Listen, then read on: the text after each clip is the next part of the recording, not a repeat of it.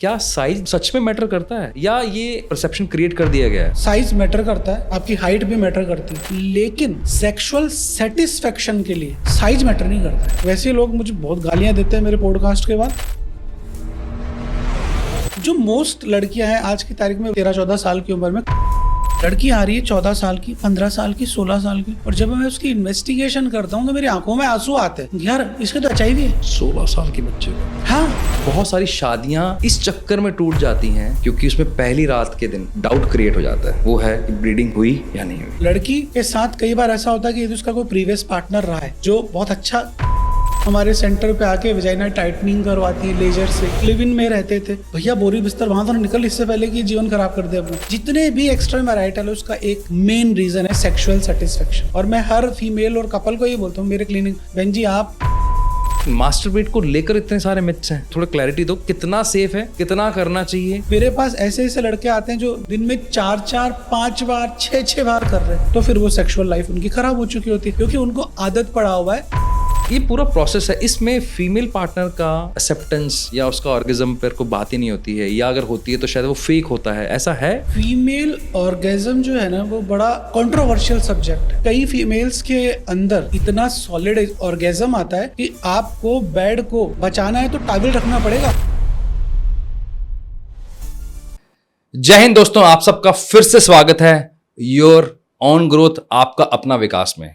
आज हम उन सवालों पर बात करने वाले हैं जिन्हें हम गूगल करते हैं छुपकर, इनकॉग्निटो मोड में, कोई देख ना ले, लोग हमें जज करेंगे, और उससे हम डरते हैं। किसके बारे में? सेक्स के बारे में, सेक्स एजुकेशन के बारे में, किस तरह अपने पार्टनर को खुश किया जा सकता है, कैसे एक हेल्दी सेक्सुअल लाइफ जी सकते हैं आप। लेकिन आपको पता है बिना एक्सपर्ट के हम बात नहीं करते। आज हमारे साथ जो एक्सपर्ट हैं वो देश के जाने माने सेक्स एजुकेशन कंसल्टेंट हैं, डॉक्टर अमित जोशी। जयपुर से बिलोंग करते हैं, उनका खुद का वहाँ पर क्लिनिक है, बड़े बड़े सेलिब्रिटीज़, पॉलिटिशियंस उनके क्लाइंट हैं। आज हम उनसे जानेंगे सही सेक्स के लिए क्या ज़रूरी है, डाइट हो चाहे वो फिटनेस हो, और क्या इसके मिथ्स हैं, उसे आज हम ब्रेक करने वाले हैं। डॉक्टर साहब, आपका बहुत बहुत स्वागत है हमारे। Thank you Vikas for inviting me on your YouTube channel.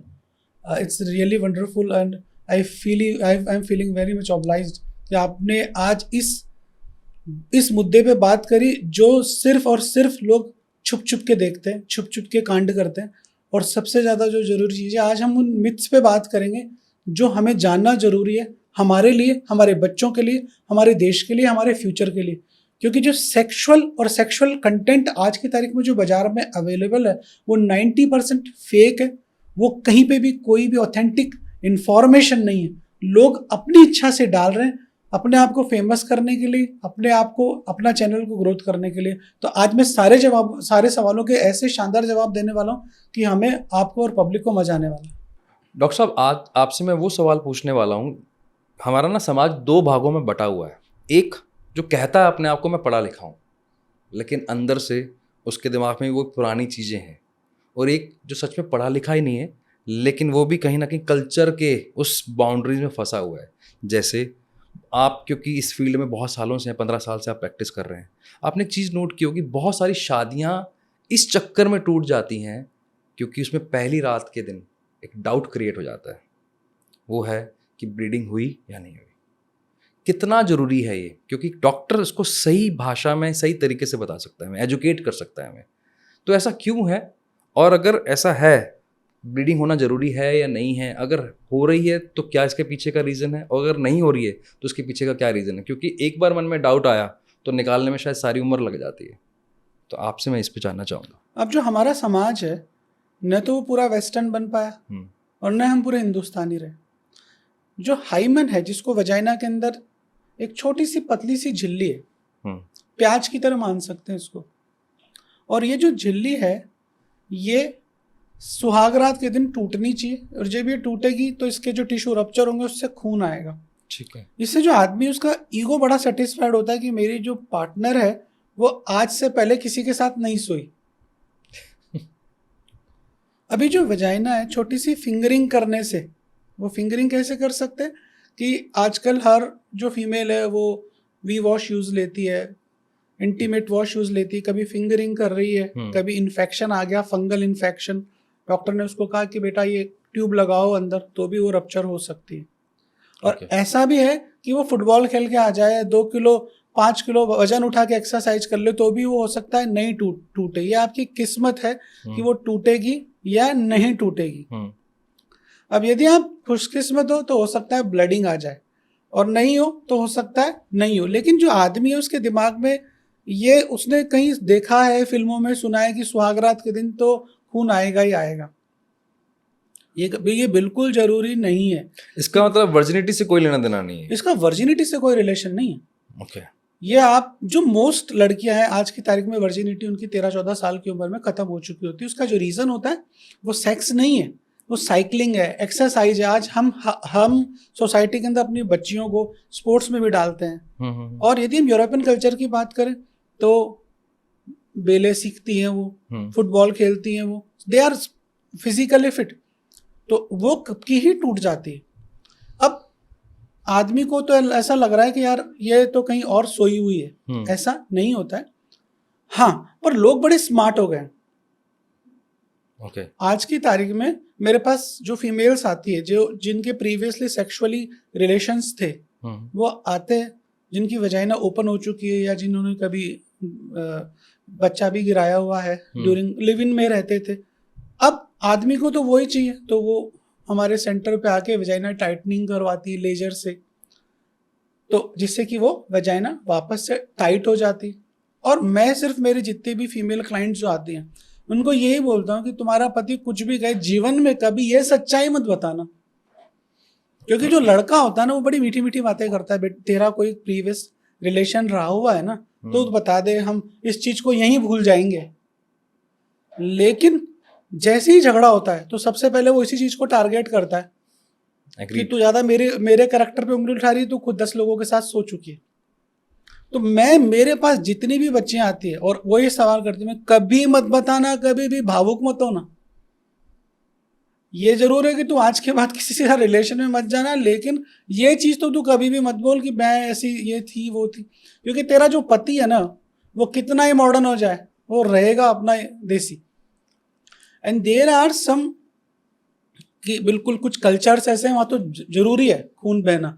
तो कुछ ऐसे मॉलिक्यूल्स आते हैं, कुछ ऐसे बलून्स आते हैं जो आप सुहागरात के दिन वजाइना के अंदर रख लो, तो उस भाई का भी मतलब मेंटल लाइफ जीवन भर सही रहेगी कि हाँ मेरी सुहागरात सही तरीके से बनी। वो बलून आएगा 1500 रुपए का, उसने अंदर लगाया, उसका ब्लड बिल्कुल ब्लड जैसा होता। मैं एक्चुअली ना मतलब जब आपकी बात सुन रहा हूँ मैं कंफ्यूज भी हो रहा हूँ। कंफ्यूज मतलब एक तरफ हम बात कर रहे हैं कि वी आर ओपन माइंडेड, हम किसी वेस्टर्न कल्चर को फॉलो करने की बात करते हैं, और फिर इन चीज़ों में और फंसे हुए जिसकी वजह से उस फीमेल पार्टनर को किन चीज़ों से गुजरना पड़ता है। क्योंकि किसी डॉक्टर के पास विजिट करना इंडिया में, और आप जिस क्षेत्र से आते हैं, जयपुर भी मैं हाईली एडवांस नहीं मानता हूँ, अर्बन नहीं मानता हूँ, हाँ। वो सेमी अर्बन में आता है, आसान नहीं है। वो आपके ईगो को शैटर्ड कर देता है। तो फिर कैसे डील करते हो आप, कैसे उनको कंफर्टेबल करते हो? देखो, सबसे पहला तो ये कि मेरे पास जो पेशेंट आता है वो ऑल ओवर इंडिया से आ रहा है, इंडिया से बाहर से भी आ रहा है, पूरी दुनिया से आ रहा है। अभी जब मैं उसकी हिस्ट्री ले रहा हूँ, patient is coming to me that I am having erectile dysfunction, premature ejaculation, और जो भी उसकी प्रॉब्लम्स हैं, कहानी पूछता हूँ कि भैया तुम्हारे को सेक्सुअल पार्टनर है कितनी है? वो गिनाएगा 4 5 6 7 8 9। अब उसके इतनी तो पार्टनर्स हैं, तो मैं उसको बोलता हूँ तुम शादी कर लो। कि अब शादी करने वाला हूँ 6 महीने बाद, इसीलिए आया हूँ चेकअप के लिए कि शादी किसके साथ करूँ? शादी किसी और के साथ करूँगा। तो हर आदमी को शादी से पहले रिलेशनशिप चाहिए, लेकिन वाइफ उसको वर्जिन चाहिए। हाँ, हिपोक्रेसी तो है ही, ठीक है ना। और ऐसा नहीं है कि वो ही ऐसा है, हम सब ऐसे हैं कि यदि आज आप और मैं अपने बेटे के लिए बेटी ढूंढे और वो लड़की खड़ी होके बोले कि मेरा आज से पहले रामलाल, श्यामलाल, हीरालाल के साथ रिलेशन था, तो अपन वहीं पे चाय पी के उठ के चले जाएंगे। तो वो ही हम सब ऐसे हैं। तो ये जब इसको मैं कनेक्ट करता हूँ तो कुल मिला के फिर ये एजुकेशन जिस पे हम बात कर रहे हैं, जो हम बड़ा एक फैंसी वर्ड हो गया सेक्स एजुकेशन पे बात करनी है, क्योंकि हर किसी को लगता है कि ये ना इजी है, ये स्कूल में तो है ही नहीं है, कॉलेज में तो बिल्कुल भी नहीं है, और जो कभी हुआ करती थी इन टर्म्स ऑफ रैगिंग, मैं रैगिंग के पक्ष में नहीं हूँ, लेकिन एक कंस्ट्रक्टिव रैगिंग होती है जिसका पर्पस होता है आपको एजुकेट करना, आपको ओपन अप करना, वो भी बंद हो गई है। तो फिर कहाँ हम सिखाएंगे, किन चीज़ों का कैसे, फिर आप अवेयरनेस के लिए आप पर्सनली जैसे एज बीइंग अ डॉक्टर क्या करते फिर आप? मैं जो सबसे पहले जो भी इस तरह का लोग आता है, मैं इस चीज़ को बोलता हूँ कि हम हमारी हिस्ट्री उठा के देखें। इस दुनिया में यदि कहीं पे मंदिर हैं सेक्स के तो हमने बनवाए हैं। हाँ। ठीक है ना। और यदि आपने कभी विजिट नहीं किया हो तो विजिट करें जाके। उसमें सेक्स के सारे पोजेज हैं, बाहर हैं। मैं कोणार्क गया, मैं अजंता गया, एलोरा गया, मध्य प्रदेश के अंदर गया, इतनी खूबसूरत मंदिर बनाई हुई है कि उनको देख के आपको इरेक्शन जरूर आएगा यदि आपका टेस्टोस्टेरोन अच्छा है तो। ओके। ठीक है ना। पर यदि आप अपनी बेटी के साथ भी जा रहे हो तो आपको गंध नहीं लगेगी कि आप पॉर्न देख रहे हो। इतना ब्यूटीफुल डिजाइन है इतना खूबसूरत बनाया हुआ है। ओके। तो जैसे जैसे हम लोगों पे हमले होते गए, कभी ब्रिटिश आए, कभी मुगल्स आए, उसके बाद हमारा ये ढांचा खराब हुआ क्योंकि वो लड़कियां उठा के ले जाते थे। हमें उन्होंने सेक्सुअली करप्ट किया। तो इस चक्कर में हमारा सेक्स एजुकेशन खत्म हो गया। लेकिन यदि हम पुराने जमाने की बात करें तो फैमिली के अंदर सेक्स एजुकेशन दी जाती थी। माँ अपनी बेटी को बता देती थी कि मेंस्ट्रुअल साइकिल में क्या करना है। अभी धीरे धीरे वापस से चीजें बेटर होती जा रही हैं। Okay. कि लोग अपने फादर से बात कर रहे हैं कि मेरे को प्रॉब्लम है, और लोग मेरे पास अपने बच्चों को लेके आते हैं कि इसको नाइट फॉल हो रहा है, ये मैस्टरबेट ज़्यादा कर रहा है, इसको इरेक्टाइल आ रहा है, चेंज आ रहा है। लेकिन यदि हम सेक्स एजुकेशन की बात करें तो वो सेक्स एजुकेशन जो आज मैं बुक्स देखता हूँ उसमें सिर्फ ये है गुड टच क्या है, बैड टच क्या है, इसके अलावा कुछ नहीं बता रहे। उसके अलावा ये नहीं बता रहे कि एसटीडी कैसे होगा, उसको ये नहीं बता रहे कि मतलब कोई माँ अपनी बेटी से बात ये नहीं इस बारे में नहीं कर सकती। उसको मतलब ये बहुत जिगर चाहिए कि बेटा तू रिलेशनशिप में जाए ना तो जिसके साथ भी जाए उसको बोलना कि कॉन्डोम जरूर लगा ले बेटा, क्योंकि तू अच्छी हो सकती है, सामने वाले का नहीं पता कि वो कहाँ मुंह मार के आया है और तेरे को वो लाइफ स्पॉइल कर देगा। एंड बिलीव मी, मुझे इतना दुख होता है कई बार कि लड़की आ रही है 14 साल की, 15 साल की, 16 साल की, एसटीडी का केस लेके आ रही है, और जब मैं उसकी इन्वेस्टिगेशन करता हूँ तो मेरी आंखों में आंसू आते हैं। यार इसके तो एचआईवी है, अब मैं उसको क्या बोलूं? 16 साल के बच्चे को? हाँ, 16 साल की बच्ची को एचआईवी, उसको पता ही नहीं एचआईवी कहाँ से मिला। और अब मैं किससे बात करूं? उससे बात करूं तो मुझे डर है शाम को सुसाइड नहीं कर ले। उसका फादर कहीं और बैठा है, जयपुर में, यदि किराए पे रह रही है तो मैं कहता हूँ अपने पापा से बात करो। पापा से बात करता हूँ कि साहब इसके एचआईवी हो गया। हाँ तो डॉक्टर साहब इलाज करो। उनको पता ही नहीं एचआईवी क्या है। पता ही नहीं एचआईवी क्या है। तो अब ऐसी कंडीशन के अंदर डॉक्टर की फटती है कि साला इसको बताऊंगा रात को सुसाइड कर लिया तो अगले दिन मैं जेल में हूँ। तो ये कंडीशन है। तो एजुकेशन के साथ साथ हमें एसटीडीज पे बात करनी पड़ेगी। एसटीडी क्या है? Sexually transmitted disease. Sexually transmitted disease, इसको थोड़ा सा और। जैसे कि जब हम अनप्रोटेक्टेड सेक्स करते हैं, गलत लोगों के साथ सेक्स करते हैं, तो हमारे को एचआईवी हो सकता है, सिफिलिस हो सकता है, गोनारिया हो सकता है, जो मतलब डिजीजेज है जिनमें से कईयों का इलाज पॉसिबल नहीं है। ओके। और यदि हम बात करें हमारे कॉलेज लाइफ की, तो शायद आप भी उसी जनरेशन से हैं कि इतना अच्छा खासा नाको ऐड करता था नेशनल एड्स कॉर्पोरेशन वाला। बिल्कुल। हर जगह बड़े बड़े होर्डिंग्स हुआ करते थे, एड्स से बचें, इससे बचें, एसटीडी से बचें। उस जमाने में जब सेक्स इतना कम था तब वो निरोध का ऐड चलता था, बहुत निरोध का ऐड चलता बिल्कुल, था, हाँ। है ना। और अब जब सेक्स खुला है, आज नोएडा में, बॉम्बे में सब लिव इन में रह रहे हैं, नाइट क्लब्स खुले हुए हैं, लोग वन नाइट स्टैंड ले रहे हैं, तो वहां क्यों नहीं एडवर्टाइजमेंट है? आप सिगरेट के डब्बे पे तो लिख रहे हो स्मोकिंग कॉजेज कैंसर, पर आप उस एड्स कॉन्डोम पे भी तो लिख दो। लोगों में शौक है, लोगों का टारगेट है कि मुझे कॉन्डोम नहीं लगाना है, उससे मेरा प्लेजर खत्म हो जाता है। और ये इतना खराब हो जाता है कि आदमी को जीवन भर दुखी होना पड़ता है। तो सर जैसे अभी आपने मेरे को एसटीडी बताया और एक एचआईवी के बारे में बताया कि आज भी लोग एचआईवी को लेकर अवेयर नहीं है, तो मैं एक्चुअली उसी केस के बारे में बात करना चाहूँगा। ऑब्वियसली आपके बहुत सारे केसेस होंगे, फिर आपने उस बच्चे को कैसे हेल्प किया, उसकी फैमिली को कैसे एजुकेट किया, मैं थोड़ा सा जानना चाहूँगा। उस वक्त सबसे पहली चीज जो मैंने करी थी कि मैंने कहा कि बेटा HIV का इलाज है, HIV का इलाज है, तू चिंता मत कर, 6 महीने में सही हो जाएगी। क्योंकि आज उसको मुझे अश्योर करना पड़ेगा कि तुम सही हो जाओगे। और जब वो धीरे धीरे जब हॉस्पिटल में एडमिट होता है तो डॉक्टर ये बोलते हैं ना कल तक सही कर देंगे, फिर 6 महीने धक्के खाने का समझ में आता है कि यार ये तो निकलेगा ही। तो आज नहीं, वो पेशेंट आज जिंदा है और ऑलरेडी वो लड़की 25-26 साल की हो गई, 16 साल से 10 साल पुराना केस है मेरा।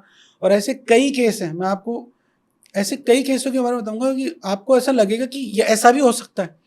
एक केस ऐसा था जिसके अंदर लड़का था करीब 18-19 साल का, BA कर रहा था, कॉलेज से निकला घर की तरफ, उसके पास कोई गाड़ी वाड़ी नहीं थी, किसी बंदे ने नहीं, उसके पास कार थी, उसको किसी लड़की ने लिफ्ट के लिए हाथ दिया रात को 8 बजे। मैं होता और आप होते तो हम रुकते भी नहीं रुक जाते यार, सुंदर लड़की को देख के बोलते ना छोड़ देता हूँ। वो डिपेंड करता है 18-19 साल की उम्र में डिपेंड करता है, ठीक है सर।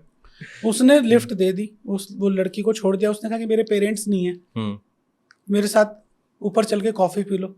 लॉटरी लग गई, हम ऊपर चले गए कॉफी पीने। लड्डू फूटा मन में। लड्डू फूटा। और वो जब वो लड्डू फूट के मेरे पास आया तब वो पता चला उस लड़की के HIV था, AIDS था, और वो लड़की को ये पता था। जब वो लड़का मेरे पास तीसरे चौथे दिन आया इस एक्ट के बाद, उसने कहा कि सर मेरे हल्का सा पेनिस में मवाद निकल रहा है। मैंने कहा इट्स ओके, एंटीबायोटिक देके रवाना कर दिया। 6 महीने बाद वो रिपीट हुआ। मेरे दिमाग में नहीं थी ये कहानी, उसने कहानी 6 महीने बाद बताई। अब मुझे वो आज उस चीज को कई बार सोचता हूँ कि यदि मैं होता या मेरा बेटा होता या मेरा भाई होता तो हम सब वो उसको गलती को करते। हम इतने लंगोट के मजबूत नहीं है, कर लेते। लेकिन आज उस केस ने वो लड़का एक्सपायर हो गया। तो अब आप सोचो कि कहानी में इस तरह की गड़बड़ है। तो सेक्स एजुकेशन बहुत जरूरी है, लोगों को एजुकेट करना जरूरी है कि ये एक तरह का सेक्सुअल टेररिज्म बोल सकते हैं इसको। लोग भर भर के बैंकॉक जा रहे हैं, भर भर के हर जगह से 25-30 हजार रुपए में टिकट लो, बैंकॉक जाओ। और बैंकॉक जाके क्या कर रहा है वो सब मजे करके आ रहे हैं और वो STDs लेके आ रहे हैं अनसेफ सेक्स की वजह से। आप गली गली में देखो पार्लर्स खुल गए, बिल्कुल ठीक, चाहे वो दिल्ली हो, चाहे वो बॉम्बे हो, जयपुर, हर जगह मसाज के नाम पे पार्लर खुले हुए। वो सब क्या कर रहे हैं हमें सब पता है। एजुकेट तो कर लो कि वहां जाके तुम्हें करने से पहले कुछ चीजें कर लेनी है। सर एक बात बताओ, क्योंकि ना ये अब मैं टीनेजर के मतलब कॉन्टेक्स्ट से पूछ रहा हूँ सवाल, बहुत इंपॉर्टेंट है। हर बच्चे को ये लगता है कि मेरे बाप बाप मुझे नहीं समझेंगे, हो गई गलती, कर लिया मैंने गलत काम कि मैं अनसेफ सेक्स की तरफ चला गया। तो आप कैसे पेरेंट्स को एजुकेट करते हो और आपका पर्सनल एक्सपीरियंस क्या सच में माँ बाप नहीं समझते अपने पेरेंट्स, मतलब बच्चों को? जब आपने जैसे इस बच्ची का जो केस हुआ या इस बेटे का जो केस हुआ, तो जब आपने ऑब्वियसली उनके पेरेंट्स को बताया होगा, तो क्या सच में वो इतना रिएक्शन करते हैं या अपने बच्चे की तरफ वो उसके साथ खड़े रहते हैं? नहीं, खड़े रहते हैं। अब जब पता चल गया कि मेरी बेटी को HIV हो गया है या तो वो खड़ा ही रहेगा। बाप के पास कुछ ऑप्शन नहीं होता, पेरेंट्स के पास। पर हम यदि अपनी आज मैं और आप इस पोजीशन में हैं कि मैं मेरे फादर से बोलूं पापा मैं किसी लड़की से प्यार करता हूँ, वहां तक तो सही है। पर यदि मैं बोलूं पापा मेरे को ठरक आ रही है, सेक्स करना है, तो क्या हम इस चीज को एक्सेप्ट नहीं कर पाएंगे ना? तो अब इस चीज को कहां से लाएं? लेकिन बंदे की तो डिजायर है ना भाई, 16 साल का बच्चा है, उसकी सेक्सुअल नीड कैसे पूरी होगी? हमें उसको समझाना पड़ेगा कि यार तेरे को डिजायर हो रहा है, मैस्टरबेट कर, ओके, तरीके से, हेल्दी वे में। किसी डॉक्टर से मिलके आ, प्रॉपर तरीके से सीख मैस्टरबेशन कैसे करते हैं। आजकल हर जगह हर चीज अवेलेबल है। अभी इस चीज में अपने कैरियर को का कचरा मत कर। सेक्सुअल नीड होती है, मेरी भी होती थी, मैं भी करता था। उसको समझाना पड़ेगा, उसको समझना पड़ेगा कि मैं भी उस लाइफ से गुजरा हूं, मैंने भी कॉलेज में ये सब किया हुआ है। जब तू कॉलेज में पहुंच जाए तो गर्लफ्रेंड बना लेना, यदि तेरी पार्टनर अच्छी हो तो उससे शादी कर लेना। देखो यार, ये समझाना पड़ेगा कि अपने बच्चों को आप फोन दे रहे हो तो उसमें वो कंटेंट आपके भी आ रहा है और वो मेरे भी आ रहा है और उसके भी आ रहा है। एग्रीड। तो इतना तो ओपन होना पड़ेगा। मतलब कुल मिला के मेरा तो यही मैसेज है, जो आपसे भी क्लैरिटी मिली, कि बच्चों को अगर ये लगता है कि उनके पेरेंट्स सपोर्ट नहीं करेंगे, ये गलत है, ये उनके मन में एक धारणा बन गई है। तो अपने पेरेंट ही उनके पहले फ्रेंड हैं जिसको वो सारी बात बता सकते हैं अगर कुछ ऐसा हुआ है या लगता है कि वो किसी गलत रास्ते पे चले गए हैं। तो मुझे ना सर वो एक OMG 2 मूवी का बड़ा अच्छा सीन याद आ गया, क्योंकि मेरा नेक्स्ट क्वेश्चन उसी से रिलेटेड है।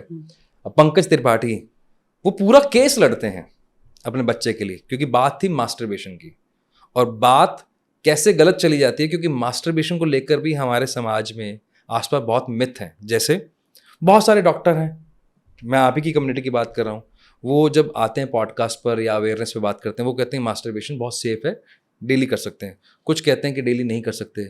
फिर हमारे जो स्पिरिचुअल एजेंसीज हैं, हमारे जो शास्त्र हैं, वो बोलते हैं कि नहीं करना चाहिए।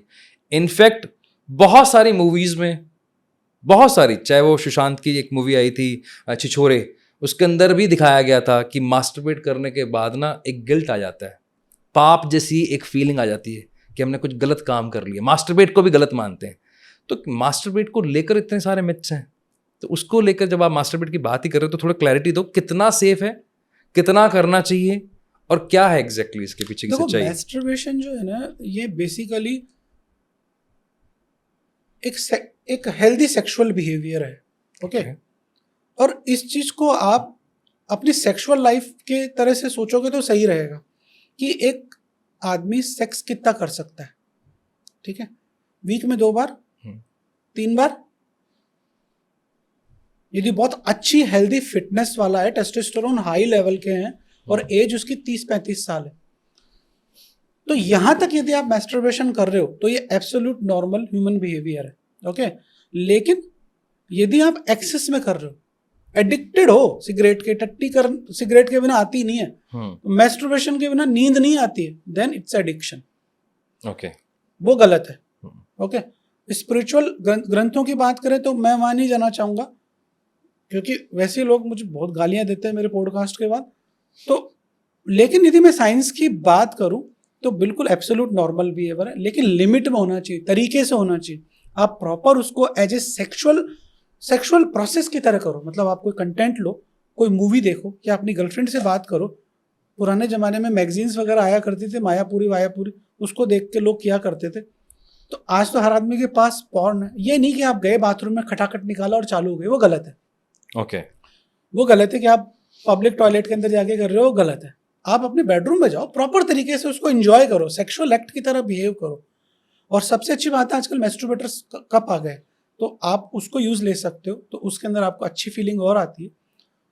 लेकिन रोज कर रहे हो, उल्टा लेट के कर रहे हो, गलत तरीके से कर रहे हो, तो वो आपको डैमेज कर सकती है। आपकी जो पेनाइल वेन्स को डैमेज कर सकती है, अंदर के सॉफ्ट टिश्यूज को डैमेज कर सकती है, कोई इंजरी भी कर सकती है। लोग गलत तरीके से कर रहे हैं, वो गलत है। रोज कर रहे हैं, वो गलत है। और मेरे पास ऐसे ऐसे लड़के आते हैं जो दिन में 4-4, 5 बार, 6-6 बार कर रहे हैं। तो वो इतने एडिक्टेड हो चुके हैं गांजे की तरह कि उसको वही चाहिए, उसको नहीं मिलता है ना। यदि उसका वो आ रहा है कि मैं क्या करूं, मेरे से रुकता नहीं है, अब मैं उसको बोल रहा हूँ बेटा रोको, इसकी कोई दवाई नहीं आती, कि होता ही नहीं, कंट्रोल ही नहीं होता। दिन में 4-4, 5-5 बार, 6-6 बार। और कौन से एज ग्रुप के होते हैं नॉर्मली? वो सब 16, 17, 18, 20। इनको पता ही नहीं कि इतना डैमेज कर ले, और बाद में जब शादी होती है तो फिर वो सेक्सुअल लाइफ उनकी खराब हो चुकी होती है, क्योंकि उनको आदत पड़ा हुआ है अपने हाथ का। ओके, उसको वो फिजिकल बॉडी जो है ना सामने वाले की पसंद ही नहीं है, उसको Okay. प्रेशर ही ये चाहिए, ये प्रेशर चाहिए उसको।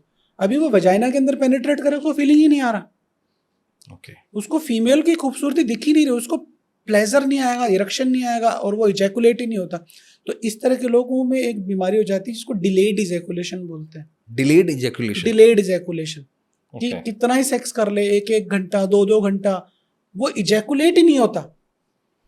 उसको गलतफहमी हो जाएगी मेरे में पावर अच्छी है। नहीं, वो थक जाता है। और उसके बाद क्या होता है कि वो डिलेड इजैकुलेशन में आता है, तो उसको प्लेजर किस चीज का है? प्लेजर ऑर्गेज्म का है। ऑर्गेज्म का है। अब वो ऑर्गेज्म तो हुआ नहीं, तो निकला ही नहीं, तो वो थक जाएगा और बाद में वो डरेगा। और वाइफ भी सोचेगी कि यार मैं पेपर पढ़ लेती हूँ, तुम खत्म हो जाओ, जो बता देना मेरे को। ठीक है। तो ऐसी कंडीशन के अंदर आदमी की बड़ी स्थिति खराब होती है। अब वो जैसे ही हाथ लगा रहा है, 2 मिनट उंगली कर रहा है, इजैकुलेट हो जाएगा, लेकिन सेक्सुअल लाइफ खराब हो गई। मतलब आपकी बात से ही समझ में आया कि हफ्ते में 2-3 bar is a safe zone, और इसको सही तरीके से, सही प्रोसेस से होना चाहिए। सही प्रोसेस। एक सर मैंने कहीं पढ़ा था, मुझे आप प्लीज करेक्ट करना, क्योंकि हमारे जो हाथ हैं वो थोड़ी स्ट्रेंथन वर्क के लिए बने हुए हैं, जो आपने मुझे अभी रिलेट भी किया, तो मेरे को थोड़ा सा और क्लैरिटी चाहिए था। तो जब हम मास्टरबेट करते हैं तो वो उससे पेनिस को भी नुकसान पहुंचता है लॉन्ग टर्म में, अगर ऐसा रहे दिन में 3-4 बार कर रहे हैं तो वैसे भी फर्क पड़ रहा है आपकी मेंटल हेल्थ पे, फिजिकल हेल्थ पर, और दूसरा आप हाथों से कर रहे हो तो, और वजाइनल बहुत से सॉफ्ट टिश्यूज होते हैं, तो क्या इससे पेनिस की मतलब मैं कहीं केस पढ़ रहा था जहाँ पे उसकी एक हड्डी उसकी ब्रोक हो गई थी, ऐसा कुछ था, is it right? Penile fracture इसको बोलते हैं। ओके। वैसे पीनिस के अंदर कोई हड्डी नहीं होती है, लेकिन कई बार जो सॉफ्ट टिश्यूज और मसल्स होती है वो ब्रेक हो जाती है। अब वो ब्रेक कैसे हुआ कि आपका पीनिस इरेक्ट हो गया, इरेक्ट होने के बाद आपने बहुत रिग्रेसिव उसको किया, कोई लुब्रिकेटर यूज नहीं किया, रगड़ना चालू किया। अच्छा, उसमें क्या होता है कि जैसे इजैकुलेशन हो रहा है उसी वक्त आप उसको ब्रेक कर देते हो कि जिससे कि मैं इस चीज को और एंजॉय कर सकूं, तो उस वक्त इस तरह की इंजरी हो जाती है। या कई बार हाथ पे नहीं करके किसी तख्ते पे या बिस्तर पे ऐसे से आप रगड़ते हो अपने पीनिस को, तो उस टाइम पे पेनाइल फ्रैक्चर हो सकता है। ओके। तो ये इस तरह से चीजें हो जाती। हाँ, तो ये चीज़ें तो एक्चुअली में बहुत सही तरीके से फिर पता होनी चाहिए, चाहे वो कोई भी व्यक्ति हो, चाहे बच्चा हो चाहे बड़ा हो, इसको पता होना चाहिए। अभी विजाइना जो है वो बहुत सॉफ्ट ऑर्गन है, उस सॉफ्ट ऑर्गन के अंदर प्रेशर आप डिसाइड नहीं कर सकते कि आपने बटन दबाया और प्रेशर ज्यादा बढ़ गया आपके हिसाब से, तो दोनों में बड़ा डिफरेंस है। इसलिए ही मुझे लगता है कि मैस्टरबेशन के जो कप्स होते हैं उनको यदि आप यूज कर सकते हो तो वो करना चाहिए। मैस्टरबेशन एब्सोल्यूट नॉर्मल लोग करते हैं और ये बहुत अच्छी चीज है कि यदि कोई आदमी 2-2.5 साल के लिए अपनी बीवी से दूर है, दुबई में काम कर रहा है, तो वो क्या करेगा? मैस्टरबेट करेगा। यदि कोई जेल में है तो वो क्या करेगा? मैस्टरबेट करेगा। यदि हम एजुकेशन में है तो लड़की तो पटाने जाएंगे नहीं, और हो सकता है वो मिले भी नहीं हमें, तो मैस्टरबेट कर, इट्स नॉर्मल थिंग, तरीके से करना चाहिए। वाइस वर्सा लड़कियों के लिए भी उतना नॉर्मल है? सेम लड़कियों के लिए भी सेम है, पर अगेन लड़कियों में भी बहुत बुरी चीजें हो जाती है कि उनको जब वाइब्रेटर की आदत पड़ जाती है, डिल्डो की आदत पड़ जाती है, तो उनको अगेन मेल कितना ही सेक्स कर ले उसको वो फीलिंग ही नहीं आएगी, उसको वो वाइब्रेशन ही चाहिए, ऐसा वाला वाइब्रेशन चाहिए। अभी पीनिस के अंदर तो ऐसा वाइब्रेटर हो नहीं सकता ना, तो उसको फीलिंग ही नहीं आता।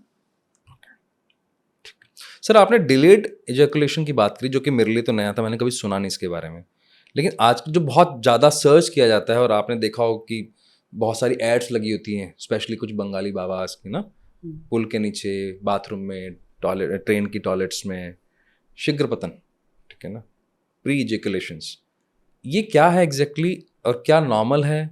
क्योंकि बहुत सारे कल्चर्स में देखा है इसको ईगो पे ले लिया जाता है, ये माना जाता है कि यार ये तो मेरा बच्चा इतना वीक है, और कई बार इसी वजह से जो मैं OMG2 की बात कर रहा था, क्योंकि वो गलत नॉलेज मिली, उसका इम्पैक्ट क्या पड़ा, वो पूरा का पूरा उसने मेडिसिन ली और मेडिसिन से उसके बॉडी पे क्या इम्पैक्ट पड़ा, वो सारा कुछ आपने देखा ही होगा उस मूवी के अंदर।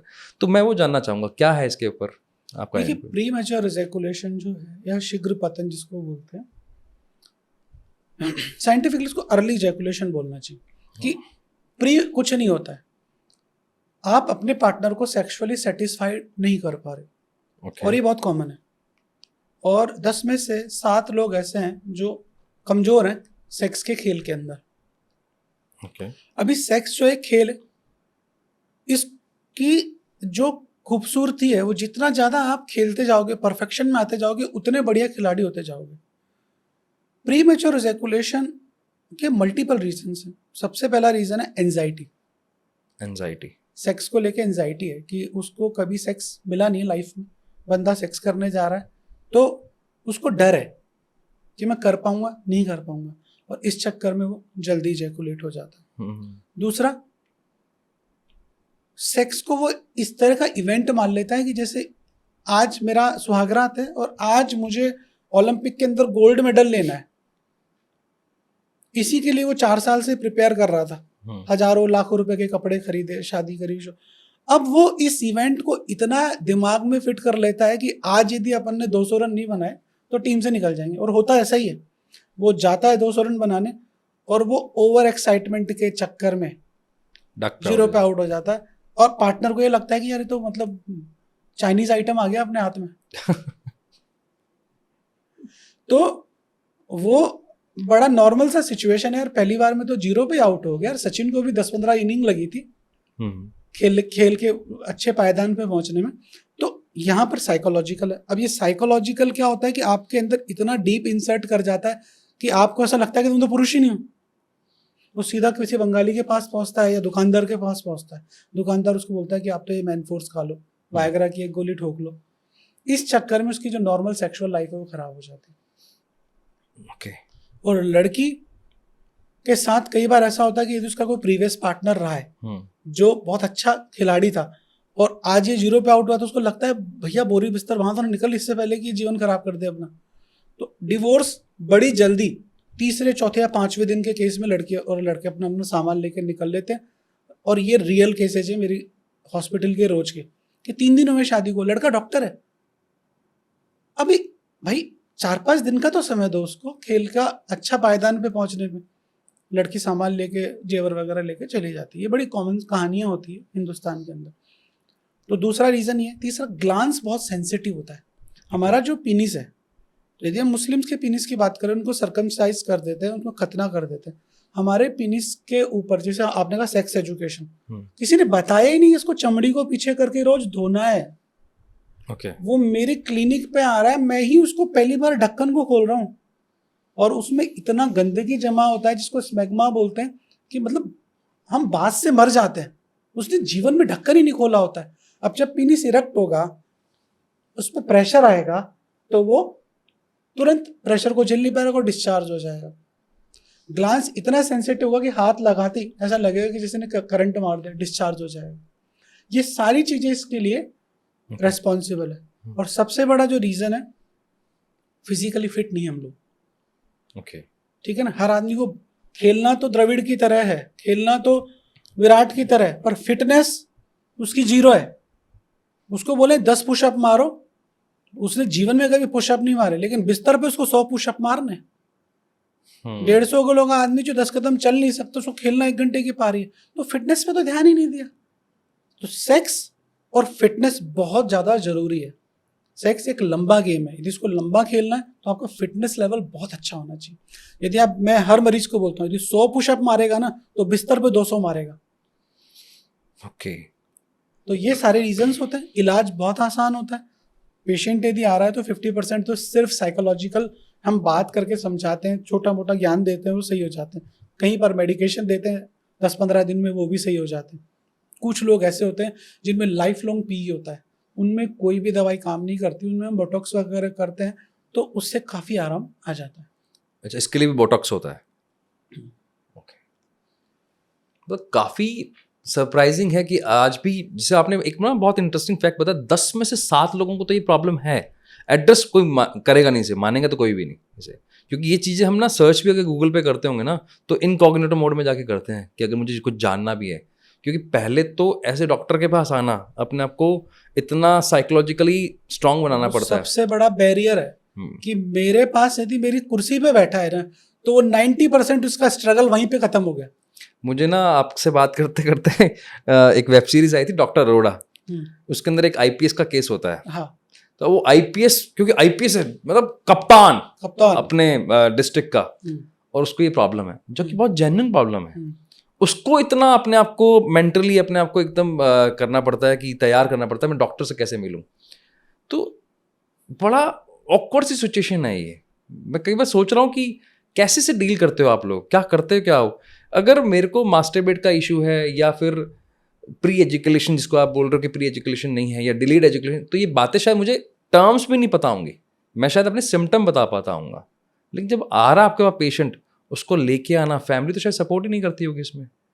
नहीं, अभी जो सिचुएशन है ना कि प्री मैच्योर इजैकुलेशन के लिए, मैं चाहूँगा आप साथ साथ ना कुछ अपने रियल जो लाइफ केसेस हैं उसको थोड़ा साथ में शेयर जरूर कीजिएगा। पेशेंट की वाइफ उसको लेके आ रही है। ओके। कि मोस्ट ऑफ जो पेशेंट मेरे अर्ली इजैकुलेशन के आते हैं, उनके कपल्स वो आते हैं, और वो जो कपल है मतलब वो फीमेल है जो मोस्ट ऑफ टाइम ऐसे बैठी रहती है। ये भाई बोलना चाह रहा है तो मैं बहुत अच्छा सेक्स करता हूँ, फिर वो यूँ घूर के देखती है, कितनी देर करते हो, कि अंदर डालने के बाद 10 से 15 शॉट मार, फिर वो यूँ देखती है कि तुम साले डाल ही नहीं पाते हो। तो ये हमारे पास रोज इस तरह के केसेस आते हैं, और इसमें कई तो ऐसे होते हैं जो बहुत, हम जिनको देख के लगता है कि ये सेलिब्रिटी हैं, कि ये तो मतलब फिल्म का हीरो है। जो आईपीएस वाली बात आपने बोली ना, वो रियल लाइफ के हीरोज हैं। पर ऐसा नहीं कि हीरो को सेक्सुअल प्रॉब्लम नहीं हो सकती। बीमारी तो है, बुखार हो सकता है, तो ये भी तो हो सकता है। भाई सुपरमैन को इरेक्टाइल डिस्फंक्शन क्यों नहीं हो सकता? हाँ। हाँ, वो जो इस हाथों से जाल निकालता है स्पाइडरमैन, उसको क्या प्रीमेच्योर एजैकुलेशन नहीं हो सकता? हो सकता है ना। तो ही मैन मैस्ट्रुबेट नहीं कर सकता, क्यों नहीं करेगा? उसके पास कहाँ है गर्लफ्रेंड? शक्तिमान भी सब कुछ कर सकता। तो सबसे पहला जो बैरियर है कि मेरे क्लिनिक के उस जगह पे बैठना, और फिर उसके बाद उसको ये फील करना, अच्छा ये डॉक्टर, मैं कहाँ IAS, अरे भाई अभी तुम मेरे पास आए हो तो तुम ही छोटे रहोगे। इस बैरियर को निकालना पड़ेगा। कोई ऐसा रियल लाइफ केस ध्यान है आपको? सर नाम नहीं बता सकते, नाम तो खैर हमारे पास प्राइवेसी क्लॉज रोज मतलब सेलिब्रिटीज आते हैं, VIPs आते हैं, जिनको हम मतलब डील करते हैं। पॉलिटिशियंस आते हैं, सबसे ज़्यादा जो मज़ा आता है वो पॉलिटिशियंस के आता है, क्योंकि उनकी लाइफ में मुझे बड़ा इंटरेस्ट आता है कि ये बड़ी बड़ी अच्छी अच्छी बातें करते हैं, बड़े बड़े मोरली बातें करते हैं, और आज ये बात कर रहे हैं कि मैं यहाँ तो सही हूँ, अभी वाइफ के साथ तो लाइफ सेटल हो गई 20 साल की, कोई दिक्कत नहीं आई है, अभी एक नया आइटम मेरी लाइफ में है, उसको मैं सेक्सुअली सेटिस्फाई। तो वो मेरे को बड़ा बड़ा अच्छा लगता है कि अच्छा गुरुजी मतलब ज्ञान दे रहे हैं कि बैंगन नहीं खाना चाहिए, और सबसे पहले बैंगन नहीं खाना। ठीक है सर। एक अब तो क्या काफ़ी सारी मूवीज़ की वजह से भी ये चीज़ें सामने आ गई हैं, लेकिन अगेन भारत हमारा ना 3 जगह बटा हुआ है, एक अर्बन है, एक सेमी अर्बन है, और एक गांव, जो विलेज की बात करते हैं। स्पेशली इन तीनों का कल्चर अलग है, सेक्स को लेकर भी कल्चर अलग है। मैं अर्बन की बात करूंगा, शायद उसने पॉर्न देखा है या उसको थोड़ी बहुत नॉलेज है, तो उसे प्रोसेस मान के चल रहा है। ये मेरे से ज़्यादा बेटर आप बता सकते, ये मेरा एक परसेप्शन है मेरे माइंड में। सेमी अर्बन शायद अलग तरह से करता होगा, और जो विलेजेस हैं या जो गांव की मैं बात कर रहा हूँ, शायद वहाँ पे 2 मिनट का काम है इंटरकॉर्स करना, दैट्स इट। ये पूरा प्रोसेस है, इसमें फीमेल पार्टनर का एक्सेप्टेंस या उसका ऑर्गेज्म पर कोई बात ही नहीं होती है, या अगर होती है तो शायद वो फेक होता है, ऐसा है या नहीं है? फीमेल ऑर्गेज्म जो है ना वो बड़ा कंट्रोवर्शियल सब्जेक्ट है, और ऐसा नहीं वो इंडिया में है। सबसे ज़्यादा कंट्रोवर्सी उस पर जो हुआ है वो यूरोप में हुआ है, क्योंकि जो यूरोपियन सोसाइटीज़ हैं वो बोलती है कि फीमेल ऑर्गेज्म एक चीज़ है। ओके। कि जैसे जो हमारा पीनिस है वो इजैकुलेट कर रहा है, उसके अंदर से सीमन निकल रहा है, ऐसे ही फीमेल की जो क्लाइटोरिस है, स्किनीज ग्लैंड्स होती है, उनसे कुछ लिक्विड निकलता है, और ऐसा माना जाता है स्टडीज के अंदर कि करीब 40 to 50% फीमेल प्रॉपर इजैकुलेट करती हैं यदि उनको प्रॉपर तरीके से सेक्स के नॉलेज है, या उनको प्रॉपर सेक्सुअल प्लेजर मिल रहा है, स्टिमुलेट अगर प्रॉपर हो रही है, प्रॉपर तरीके से हुआ है, प्रॉपर फोर प्ले हुआ है, मतलब बहुत खूबसूरत तरीके से सेक्स को दिखाया गया है उसकी लाइफ के अंदर, कि मेल उसका ओरल भी कर रहा है, मेल उसको मतलब फिंगरिंग भी कर रहा है, बहुत खूबसूरत, जिसको हम सेक्स आर्ट बोल सकते हैं कि MF हुसैन साहब पेंटिंग कर रहे हैं सेक्स करते समय। तो वो यदि मिला है तो उसको ऑर्गेज्म 100% आएगा, क्योंकि जो पीनिस है और जो क्लाइटोरिस है वो सेम है। ओके। पीनिस इतना बड़ा है, क्लाइटोरिस चने जैसा स्ट्रक्चर है, दोनों के अंदर से इजैकुलेशन होगा। क्लाइटोरिस को हल्का सा दबाएंगे तो 2 छेद दिखेंगे, उसमें से एक लिक्विड निकलता है, मिल्क की तरह होता है, और कई फीमेल्स के अंदर वो इतना सॉलिड ऑर्गेज्म आता है कि आपको बेड को बचाना है तो टॉवल रखना पड़ेगा, मतलब एक ग्लास के बराबर लिक्विड निकल जाएगा, आधे कप के बराबर लिक्विड निकल जाएगा। लेकिन लोगों को पता नहीं, फीमेल को नहीं पता, डॉक्टर्स को नहीं पता कि ये ऑर्गेज्म जैसी ऑर्गेज्मिक फ्लूइड भी आ रहा है। वो सोचते हैं कि ये पेशाब है, इसको शावर, इसको क्या बोलते हैं, इसको गोल्डन शावर भी बोलते हैं, या इसको वाटर गेम्स भी बोलते हैं यूरोपियन कल्चर के अंदर, कि सेक्स से पहले कोई लिक्विड आना। तो ऑर्गेज्म आता है कुछ फीमेल्स के अंदर जिनको एनऑर्गाज्मिक डिजीज है, उसमें आप कुछ भी कर लो उनको ऑर्गेज्म नहीं आएगा। फीमेल्स की ब्यूटी है कि मेल तो एक ही बार इजैकुलेट होता है, फीमेल्स एक ही सेक्सुअल एक्ट के अंदर कई बार इजैकुलेट हो जाती है, मल्टीपल इजैकुलेशंस हो सकते हैं उनको। लेकिन यदि फीमेल समझदार है, सेक्स के बारे में जानती है, यदि उसको ऑर्गेज्म नहीं भी आ रहा है तो वो उस सेक्स को फील करेगी कि हाँ मतलब मेरे को वो मोमेंट आ रहा है, मुझे अच्छा लग रहा है, और तुम जब इजैकुलेट हो जाओ तो मुझे बता देना, but I am enjoying the process. कुछ लड़कियां फटाफट से इजैकुलेट हो जाती है, जैसे कि प्रीमेच्योर इजैकुलेशन को ऑर्गेज्म जल्दी आ जाता है। तो ये भी कुछ डिजीजेस होती हैं, पर ऐसा है। क्योंकि मेल्स में तो पता लग जाता है, फीमेल्स को नॉर्मली पता ही नहीं। और आप बता रहे हो कि इसमें भी अभी भी कंट्रोवर्सी है, वेस्टर्न कल्चर अलग मान रहा है और इंडियन कल्चर, इंडियन कॉन्टेक्स्ट अलग तरह से देख रहा है। अभी इसको बहुत क्लैरिटी नहीं स्टडीज हुई है फीमेल ऑर्गेजम पे, जितना मेल ऑर्गेजम पे नहीं उससे ज्यादा स्टडीज फीमेल ऑर्गेजम पे हुआ है। लेकिन अगेन वो सब कंट्रोवर्शियल है, क्योंकि उसमें कुछ इजैकुलेट नहीं हो रहा at the time of, at the end of sex. लेकिन वो उस टाइम पे यदि आप लुब्रिकेशन जो हो रहा है वो कहाँ से आ रहा है? जो लुब्रिकेशन हो रहा है वो वही है, ऑर्गेजमिक फ्लूइड ही है। बिना उसके फ्लूइड के आप पेनिट्रेट ही नहीं कर सकते पेनिस को वजाइना के अंदर। सर आप क्योंकि अजंता अलोरा की आपने बात करी, आपने शास्त्रों की बात भी कर रहे हैं और आप एक डॉक्टर भी हैं, क्या सही प्रोसेस होता है अपने दोनों पार्टनर्स को सेक्स को अगर एंजॉय करना चाहिए तो क्या कोई ऐसा टेम्पलेट भी है? टेम्पलेट इसलिए बोल रहा हूँ कि यार ये 2-3 चीजें तो जरूर होनी चाहिए उस पर्टिकुलर बेड टाइम के अंदर। सबसे पहला जो मेरा मानना है कि जब आप, यदि आप अजंता एलोरा से ही चालू करो तो अजंता एलोरा में सेक्स को पूजा माना गया है, ठीक है ना। और कल परसों ही मैं किसी हमारे दूसरे रिलीजन के बंदे से थोड़ा डिस्कशन में था कि वो बोल रहे थे कि आप तो लिंग की पूजा करते हो, अच्छा, वजाइना की पूजा करते हो, ये क्या बात हुई? ठीक है ना।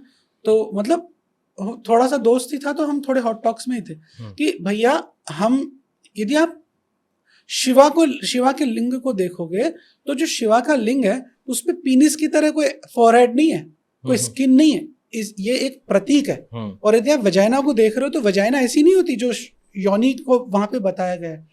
ये जस्ट एक सिंबॉलिक है कि हम लोगों की उत्पत्ति योनि और पीनिस के मिलन से हुई है, इसलिए हम उसको पूजा कर रहे हैं कि यही एक ब्रह्म है, यही एक ईश्वर है, यही एक नेचर जो चला रहा है। मैं बाकी के भगवानों की बात नहीं कर रहा कि गणेश जी क्यों आए या हनुमान जी क्यों आए। हम सिर्फ एक जो सबसे पहले बात करें कि हमारी जो स्पिरिचुअल बोलता है कि शिवा, कि हर चीज शिव से उत्पन्न हुई है, तो इसलिए हम शिव की उत्पत्ति बात है। अब हम बात कर रहे हैं कि टेम्पल की, तो टेम्पल के बाहर है कि आप सेक्स को ऐसे एंजॉय करो जैसे कि आप पूजा कर रहे हो। हमारे 4 आश्रम है और उसके अंदर जो दूसरा मेजर आश्रम 25 से 50 का दिया है वो है गृहस्थ आश्रम। हम गृहस्थ आश्रम के अंदर सेक्स ही करते हैं जी। तो जब आश्रम में ही सेक्स को बांट दिया है तो इसको खूबसूरत तरीके से करो। और सबसे पहला कि जब आप मंदिर जाते हो तो आप बड़े शुद्ध होते हो, ठीक है, नहा धो के जाते हो। अभी मरीज या आदमी गुटखा खाते हुए जा रहा है और वाइफ को किस करना जा रहा है तो कैसे सेक्स करेगी वो? तो हाइजीन बहुत जरूरी है। आप इंटीमेसी से पहले अपने आप को बहुत शुद्ध करो, प्रिपेयर करो। मेरे पास जब लोग आते हैं मैं देखता हूँ न तो पीनिस के बाल साफ करे हुए हैं, वो ऐसे झुंड बने हुए कि इसकी चोटियां बना दो। स्ट्रक्चर का मैंने बताया कि गंदे होते हैं। भाई आप मंजन करते समय जैसे रोज पेस्ट कर रहे हो वैसे रोज पीनिस को साफ करो। तो जब आप जा रहे हो तो सबसे पहले अपना हाइजीन का ध्यान रखो। बदबू नहीं आनी चाहिए दोनों पार्टनर की। आपकी फैंटेसी तो ओरल की है और खुद ही अपनी बदबू नहीं सूंघ पा रहे तो आप किसी को कैसे उसको बोलोगे कि तुम ओरल करो? सेम विद फीमेल, ऐसा नहीं है कि वो मेल ही है, वो सुबह से शाम काम कर रही है। आज अपने हस्बैंड के साथ उसको सेक्स करना है या नहीं भी करना हो तो जस्ट गो फॉर शावर और आप उसको इंटीमेट ऑर्गन्स को क्लीन करो। उसके बाद सबसे ज्यादा जरूरी कम्युनिकेशन। अभी कम्युनिकेट में हम क्या करते हैं कि साहब हमें बात ही नहीं करना आता सेक्स के बारे में। हम 90% लोग सेक्स के बारे में मेल फीमेल बात नहीं करते, बस एक दूसरे के साथ फोर प्ले चालू कर देते। कभी भी हम ये नहीं पूछते कि यार तुम्हें कहाँ किस करना पसंद है, तुम्हारे कान पे किस करना पसंद है, तुम्हारे ब्रेस्ट पे सक करना पसंद है, तुम्हारे वो ओरल पसंद है, नहीं बात ही करते। और यदि मेल की डिजायर भी है तो उसको ऐसा लगता है कि ये घिनौना काम क्यों करवा रहा मेरे से, मैं तेरे साथ इसलिए थोड़ी ना होंगी ओरल करूंगी। अब वो इस घिनौने काम के चक्कर में फिर जाता है बैंकॉक। उसकी सेक्सुअल फैंटेसीज क्या है, मेल की क्या है, फीमेल की क्या है, आपको डिस्कस करना पड़ेगा कि आज मेन्यू कार्ड क्या है। तो आज के सेक्स के मेन्यू में क्या क्या मिलने वाला है कि यार मेरी डिजायर आज मैं चाहती हूँ कि तुम मेरा ओरल करो, या मेरी डिजायर है कि तुम मेरे ब्रेस्ट को सक करो, या मुझे बैक पे पीठ पे किस करना पसंद है, या मेरे बटक को तुम आज थोड़ा मसाज करो। कभी भी नहीं करता। और मैं पूछता हूँ आपने कभी मसाज करी है इनकी? नहीं साहब, मसाज ही। हाँ करी थी एक बार, पाँव दबाए थे जब उसके पाँव दुखे। अरे भैया 5 मिनट फोर प्ले से पहले बॉडी को थोड़ा वार्म अप कर लो and then go for sex. और यदि आपके अंदर कोई इशू है, औरत बोलती नहीं है कि यार तुम किसी काम की नहीं हो, उसको बोलना है यार तू किसी काम का नहीं है, यदि तू डिजायर पूरी नहीं करेगा तो एक्स्ट्रा मैरिटल होना कॉमन है। अभी वो सोनम वाले केस की बात यदि हम देखें, क्या है, जितने भी एक्स्ट्रा मैरिटल है उसका एक मेन रीजन है सेक्सुअल सेटिस्फेक्शन। सेक्स एक नीड है, बायोलॉजिकल नीड है, यदि आप पूरी नहीं करोगे तो आदमी कहीं और जाके खाना खाएगा। और मैं हर फीमेल और कपल को ये बोलता हूँ मेरे क्लिनिक, बहन जी आप यदि अपने सेक्सुअल फैंटेसीज या सेक्सुअल मिथ को क्लियर नहीं करोगे, अपने आपको कई चीजें पसंद नहीं अपने हस्बैंड की, पर उसको ओरल पसंद तो करने में क्या दिक्कत आ रही है? उसको बोलो कि तू धोखे आ, आई विल डू, और मैं करवा रही हूं तो तू भी मेरा करेगा। सेक्स के पोजेज हैं, हमने नहीं बनाए, कामसूत्रा में लिखा है, ऋषि वात्सायन ने बनाए, उनको देख लो एक बार, सब में सब कुछ है। कि ऐसा नहीं कि पॉर्न देख के हमारा समाज बिगड़ा है, ये तो अब आए हैं। पॉर्न देखने से शायद हम लोगों के मन में एक परसेप्शन गलत बन गया है, चाहे वो टाइमिंग को लेके बन गया हो या किसी और चीज़ों को लेके बन गया हो, एक परसेप्शन, एक इमेजिनेशन अलग तरह से बन गई है। देखो पॉर्न एक इंडस्ट्री है, ठीक है ना, कि सलमान खान 1000 लोगों के साथ एक साथ duck duck duck duck duck करते हुए लड़ लेता है, रियल लाइफ में ऐसा नहीं होता है। रियल लाइफ में सीधी मिसाइल जाती है। तो वैसे ही हम उसको देखते हैं कि पॉर्न के अंदर वो एक आदमी 4 फीमेल्स के साथ सेक्स कर रहा है, अलग अलग तरीके से कर रहा है, हाथ इधर है, पाँव कहीं और है, एक उंगली उसने एनएस में डाली हुई है। It's not real life. और यदि हम पॉर्न को देखें तो वो हमारे दिमाग को बहुत गलत डायरेक्शन में ले जाता है। एक हेल्दी पॉर्न होता था, यदि हम हमारे कॉलेज की बात करें और अपनी लाइफ की बात करें तो पॉर्न एक तरह का उत्सव हुआ करता था कि कहीं से कैसेट की जुगाड़ करेंगे, किसी के डीवीडी देखेंगे, किसी के माँ बाप बाहर गए हुए तो उसके जाएंगे, है ना। तो वो अब वो उत्सव तो खत्म हो गया, अब तो हर दिन उत्सव है। हर मोबाइल के आपके भी ग्रुप के अंदर दोस्तों का एक ग्रुप है जिसमें गंदे गंदे मैसेज आते हैं, पॉर्न आता है सबके। तो पॉर्न इतना ज्यादा होने लग गया है कि हर आदमी को वो पॉर्न स्टार चाहिए अपनी रियल लाइफ के अंदर, जो बोले कि उल्टी हो जाओ तो वो उल्टा सेक्स करवा ले, सीधी हो जाओ तो सीधा कर ले। और मेरे पास जो कल एक पेशेंट आया था, वो बोल रहा था कि मेरी वाइफ जो है ना, वो एक टर्म उसने मुझे बोली, एन्युलिज्म, जिसमें वो एनस को चाटना है जीभ से, वो नहीं कर रही है। वो मेरी जो कोई सेटिंग थी वो ऐसा करती। मैंने कहा यार तू सोच तो सही, तू बोल क्या रहा है? मतलब वो जो कचरा कर रहा है समाज का, कि क्योंकि वहां पर वैसा हो रहा है, वो पॉर्न में देख रहा है कि टंग को एनस पे लगा रहा है। इससे मतलब मुझे नहीं पता उसमें कितनी फैंटेसी होती होगी, पर मेरे को वो फील सोचते ही घिन आई। अब वो चीज चाह रहे हैं कि साहब हस्बैंड साहब वाइफ ऐसा करे, इट्स नॉट पॉसिबल। अब वो ही पॉर्न फीमेल देख रही है, तो वो फीमेल देख रही है कि 12-15 इंची का पीनिस है। अरे भाई ऐसा हो नहीं सकता रियल लाइफ के अंदर, वहां कैमरे हैं। वो 2-2 घंटे तक सेक्स कर रहा है, वो ऊपर बिठा के सेक्स कर रहा है, वो बॉडी को ऐसे सेक्स कर रहा है जैसे कि वो 15 किलो का डंबल हो। It's not possible. तो पॉर्न देख के जो रियल सेक्स है वो तो भूल जाता है, हम बस वही इमेजिनेशन में चालू हो जाते हैं। और लोग इतने एडिक्टेड हो जाते हैं पॉर्न की, रियल लाइफ में उनको पॉर्न देखे बिना इरेक्शन ही नहीं आता। और मेरे पास जब पेशेंट ऐसा आता है कि मैं क्या करूं, मैं कहता हूं टीवी चला और वाइफ के साथ सेक्स कर, तू कहीं से भी चार्जिंग ले ले, तेरे इजैकुलेट वाइफ के साथ ही।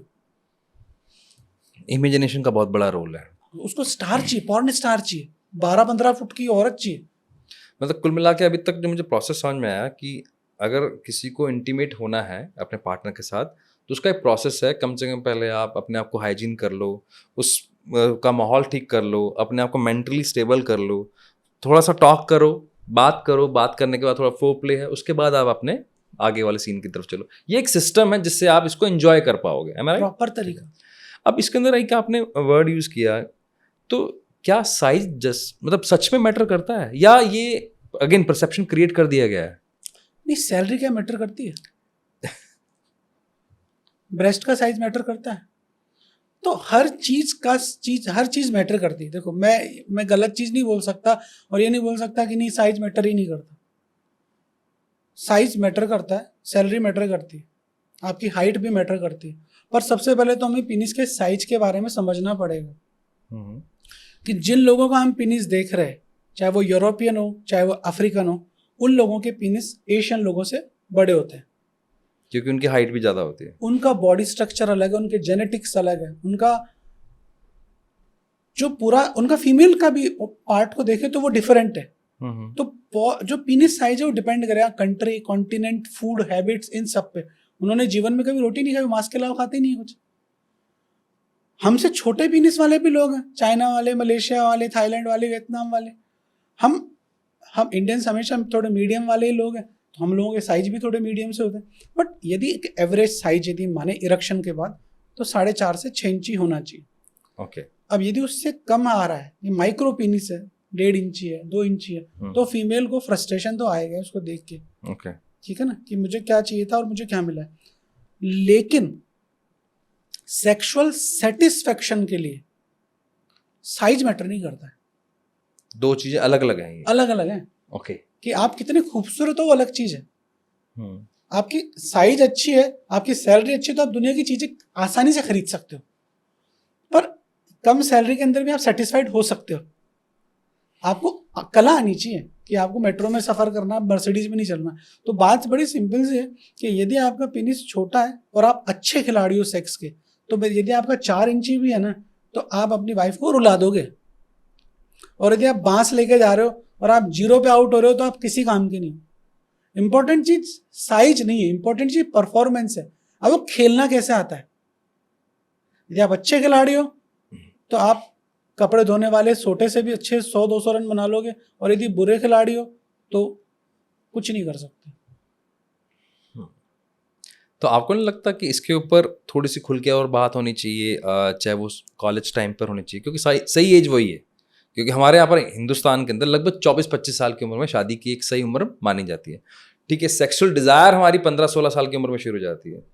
ठीक है, गैप बहुत है, 10 साल का गैप है। तब तक अपने आप को मैनेज करना, और वो भी अब थोड़ा सा ओपन अप हो गए हैं, ईजिली बहुत सारी चीज़ें अवेलेबल हो गई हैं समाज के रूप में भी और हमारे कॉन्टेक्स्ट के रूप में भी, यानी कंटेंट जो हम देखते हैं उसके रूप में भी। तो सबसे पहला जो एजुकेशन है ना, वो पेरेंट्स देते हैं। अगेन, यदि मैं बाप हूँ तो मुझे मेरे बच्चे के पेनिस को बचपन में ही देखना पड़ेगा। यदि आप चाहते हो कि उसका एक हेल्दी पेनिस रहे, मेरा पेनिस छोटा था, इसका पेनिस मेरे से बड़ा रहे, फ्रस्ट्रेशन रहता है, तो उसको बचपन से ही चेक करो। अब आपने उसको 15 साल की उम्र में देखा, तब तक तो वो डेवलप हो चुका। तो यदि वो माइक्रो पेनिस है, यदि ये स्मॉल साइज पेनिस है, तो उस वक्त उस पर काम किया जा सकता है। कैसे कि सपोज करो कि वो माइक्रो पेनिस है, तो इसको हाइपोगोनाडोट्रोपिक हाइपोगोनाडिज्म बोलते हैं। टेस्टिकल डेवलप नहीं हो पाते। उसका एक रीजन जो मैं समझ पाया, ओबेसिटी है, चाइल्ड ओबेसिटी। और चाइल्ड ओबेसिटी इंडिया में बहुत तेजी के साथ बढ़ रही है। मुझे लगता है कि अमेरिका के बाद सबसे ज्यादा यदि मोटे बच्चे हैं तो हमारे देश में। और उसका मेन रीजन वही है कि न तो नोएडा में पार्क है, न जयपुर में पार्क है, न बॉम्बे में पार्क है। खेलने के लिए कोई जगह नहीं है। मैं और आप जब खेलते तो सारे मकान खुले थे, माँ बाप जूते मार मार के घर लाके पढ़ाते थे। अब ये कि हमें जूते मार मार के भेजना पड़ रहा कि बाहर जाओ, तो कहीं खेलने का कुछ है नहीं। न्यूट्रिशन, हमारे पास खाने को कुछ नहीं होता था, मिठाई की दुकान नहीं होती थी, पिज्जा बर्गर के बारे में सुना ही नहीं था। अभी हर संडे, मंडे, ट्यूसडे को उसको कुछ चाहिए। तो हम अपने बच्चों को ओबेस कर रहे हैं। तो हमारा सबसे पहला स्टेप ये होगा कि भैया इसकी फिटनेस पे ध्यान दूंगा। तू चाहे पैसे कम कमा लेना, डॉक्टर इंजीनियर मत बनना, पर fitness is more important then education. और मैं कई मरीजों को, रोज बच्चे आते हैं, मैं अपने उन बापों को बोलता हूँ, वैसा विचार तो उसको पढ़ा लो या इसको 1 साल दे दो, क्योंकि इसको 100 किलो का इतना सा पीनिस है, इसका मैं क्या करूंगा। इसका टेस्टिकल कंची की तरह है, बिल्कुल मटर के दाने के बराबर। अब ये जब तक फैट रिड्यूस नहीं करेगा, 15-20 किलो 25 किलो कम नहीं करेगा, मैं इसका कहाँ से ग्रोथ करूंगा, क्योंकि वो फैट लेयर्स के अंदर दब चुका है। और आगे जाके समस्या खड़ी हो जाएगी। 100% साइकोलॉजिकल भी, रिलेशनशिप भी खराब होगा। सबसे बड़ा प्रॉब्लम लड़के को खुद को आएगा जब वो देखेगा कि मेरा ये क्या है, कोई नहीं रहा बाबा, और वो देख रहा पॉर्न, उसमें तो इतना लंबा। वो शादी से डरेगा, वो रिलेशनशिप में जाने से डरेगा, उसका जीवन पहले दिन ही खत्म हो जाएगा कि मैं पढ़ क्यों रहा हूं मैं। ऐसे लिए सबसे पहला जो है वो हमारे फादर को इसमें आगे बढ़ना पड़ेगा। लोग समझ रहे हैं, मेरे पास आते हैं ऑल ओवर इंडिया से लोग अपने बच्चों को लेके। दूसरा, सेक्सुअल मिथ को समझना पड़ेगा कि एक्चुअल पीनिस साइज क्या है। तो गूगल पे स्टडी करो, हर चीज अवेलेबल है आजकल दुनिया के अंदर कि ये एवरेज साइज है, ये इंडियन का एवरेज होता है एक पार्टनर को सेटिस्फाइड करने के लिए कितना लंबा पीनिस चाहिए। अभी वो देखता है सामने वाले का बाथरूम में यूं करके कि इसका लंबा कितना, उसको मत देखो। उसका दिमाग अलग है, उसका कान का साइज अलग है, उसका हाथ अलग है, उसका ये वाला पोर्शन, नाक अलग। तो भगवान ऐसा थोड़ी ना कि फिक्स रिमोट करके भेजेगा। बात तो सही है। वो सोच रहा है कि यार इसका तो लटके हुए में भी इतना बड़ा है, दूसरे की थाली में क्या लड्डू बड़ा दिखता है। दूसरे की थाली में लड्डू बड़ा। अच्छा, हमारा जो सबसे बड़ा दुश्मन हमारा दोस्त होता है, वो बोलता है कि यार मेरा तो खड़ा होने के बाद 12 इंच ही हो जाता है और मैं अभी 7 बार सेक्स करके आया हूँ कल रात को गर्लफ्रेंड। अब वो उसके दिमाग में वो 7 बार तूने कर लिया, मैं तो एक बार से ज्यादा ही नहीं कर पाता, 1.5 घंटा सेक्स चला, मैं तो 2 मिनट से ज्यादा नहीं। तो वो दुश्मन सबसे बड़ा वो होता है, वही हमारे को सबसे पहले किसी प्रोस्टिट्यूट के पास लेके जाता है, वही हमारे को सबसे पहले, मतलब सारा मिस इन्फॉर्मेशन वो वहां ले रहा है। तो बात करनी चाहिए या तो फादर से या डॉक्टर से। और मेरा ये मानना है कि डॉक्टर्स के पास टाइम नहीं होता है, तो हर डॉक्टर जो जनरल डॉक्टर है वही बोला हाँ बेटा सही है, कोई दिक्कत नहीं, मस्त रहो। उसको उस सेगमेंट के डॉक्टर के पास जाके बात करनी चाहिए। आजकल हर जगह ऑनलाइन प्लेटफॉर्म्स अवेलेबल है, तो ऑनलाइन किसी से मतलब आप कंसल्ट कर ले, पूरी दुनिया में कंसल्ट करो ना यार।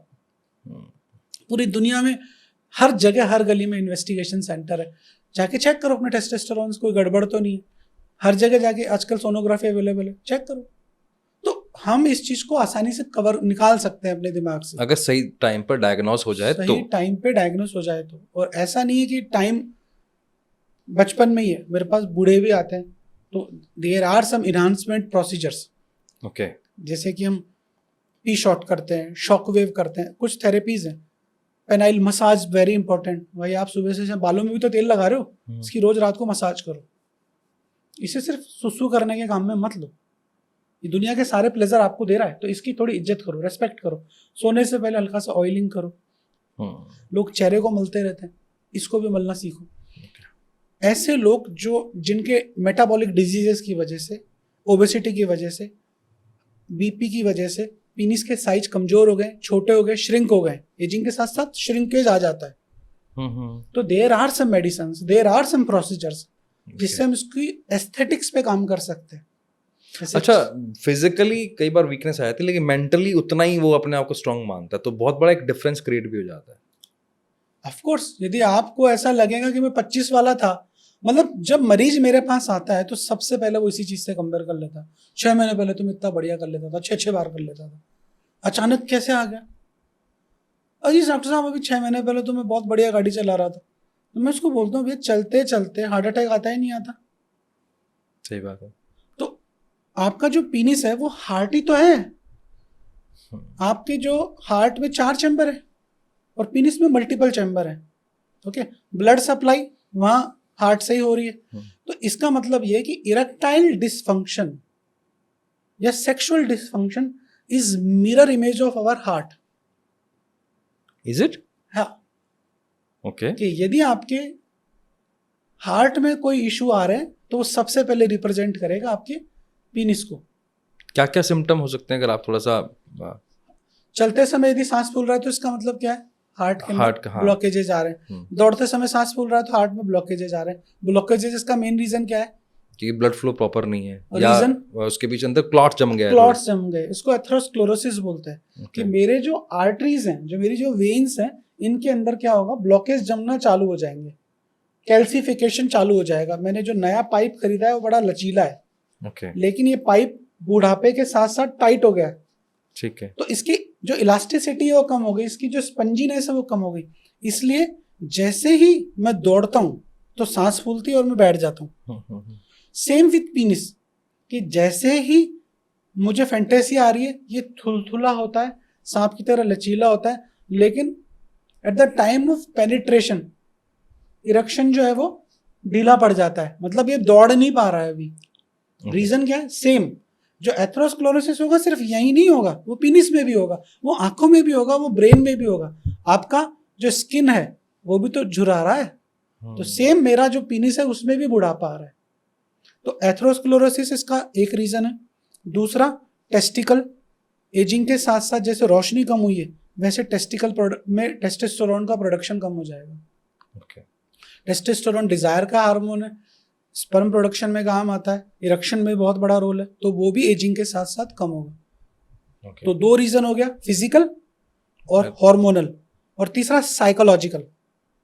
कि अब मुझे लग रहा है इरेक्शन नहीं आ रहा, पिछली बार फेल हो गया था, तो आज अच्छा इरेक्शन भी है तो मेरे में फियर रहेगा कि डालूं या नहीं डालूं, करूं या नहीं करूं। ऐसा नहीं हो कि वहां जाके गोबर कर दूं। वो जो फियर ऑफ फेलियर है वो मुझे सेक्स करने से रोकता है। तो ये तीनों रीजन मेरी सेक्सुअल परफॉर्मेंस को पुअर करते हैं कि मैं दौड़ने से ही डरने लग जाता हूँ कि यार पिछली बार बड़ी दिक्कत आई थी। यदि सही टाइम पे आपको पता चल जाए तो आप इलाज करवा सकते हो।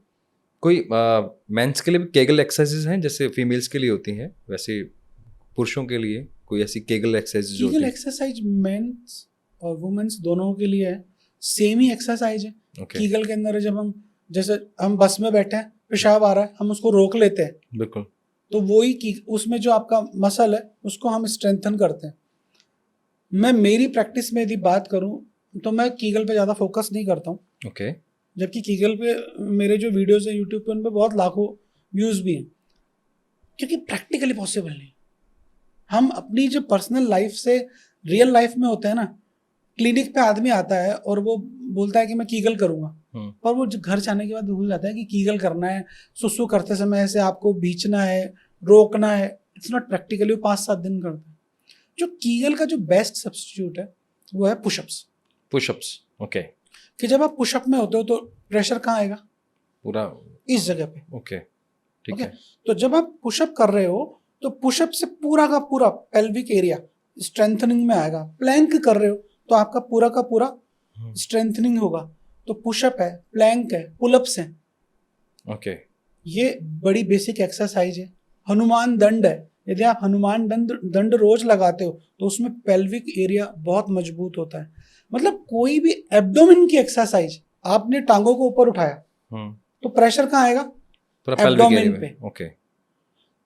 एब्स पे फोकस करो, एब्डोमेन पे फोकस करो, और यदि फीमेल्स है तो बटक्स पे यदि आप फोकस करेंगे तो पेल्विक एरिया अपने आप स्ट्रांग हो जाएगा। अभी खाली सिर्फ कीगल के नाम पे कीगल कर रहे हो तो 5 दिन 10 दिन 15 दिन बाद जैसे डाइट भूल जाता है आदमी, से कीगल को भूल जाता है। बट कीगल इज एब्सोल्यूट मतलब वेरी नाइस एक्सरसाइज यदि कोई आदमी रेगुलर लाइफ में करता है तो। पर मैंने आज तक देखा नहीं कोई भी रेगुलर नहीं कर पाता। कोई नहीं कर पाता। हाँ, मतलब एक्चुअली आपको तो ज़्यादा पता होगा ना, क्योंकि पेशेंट को आपने रिकमेंड किया और वापस जब आपके पास आ रहा है तो बताता तो है ही, मैं कर पाया या नहीं कर पाया उसको।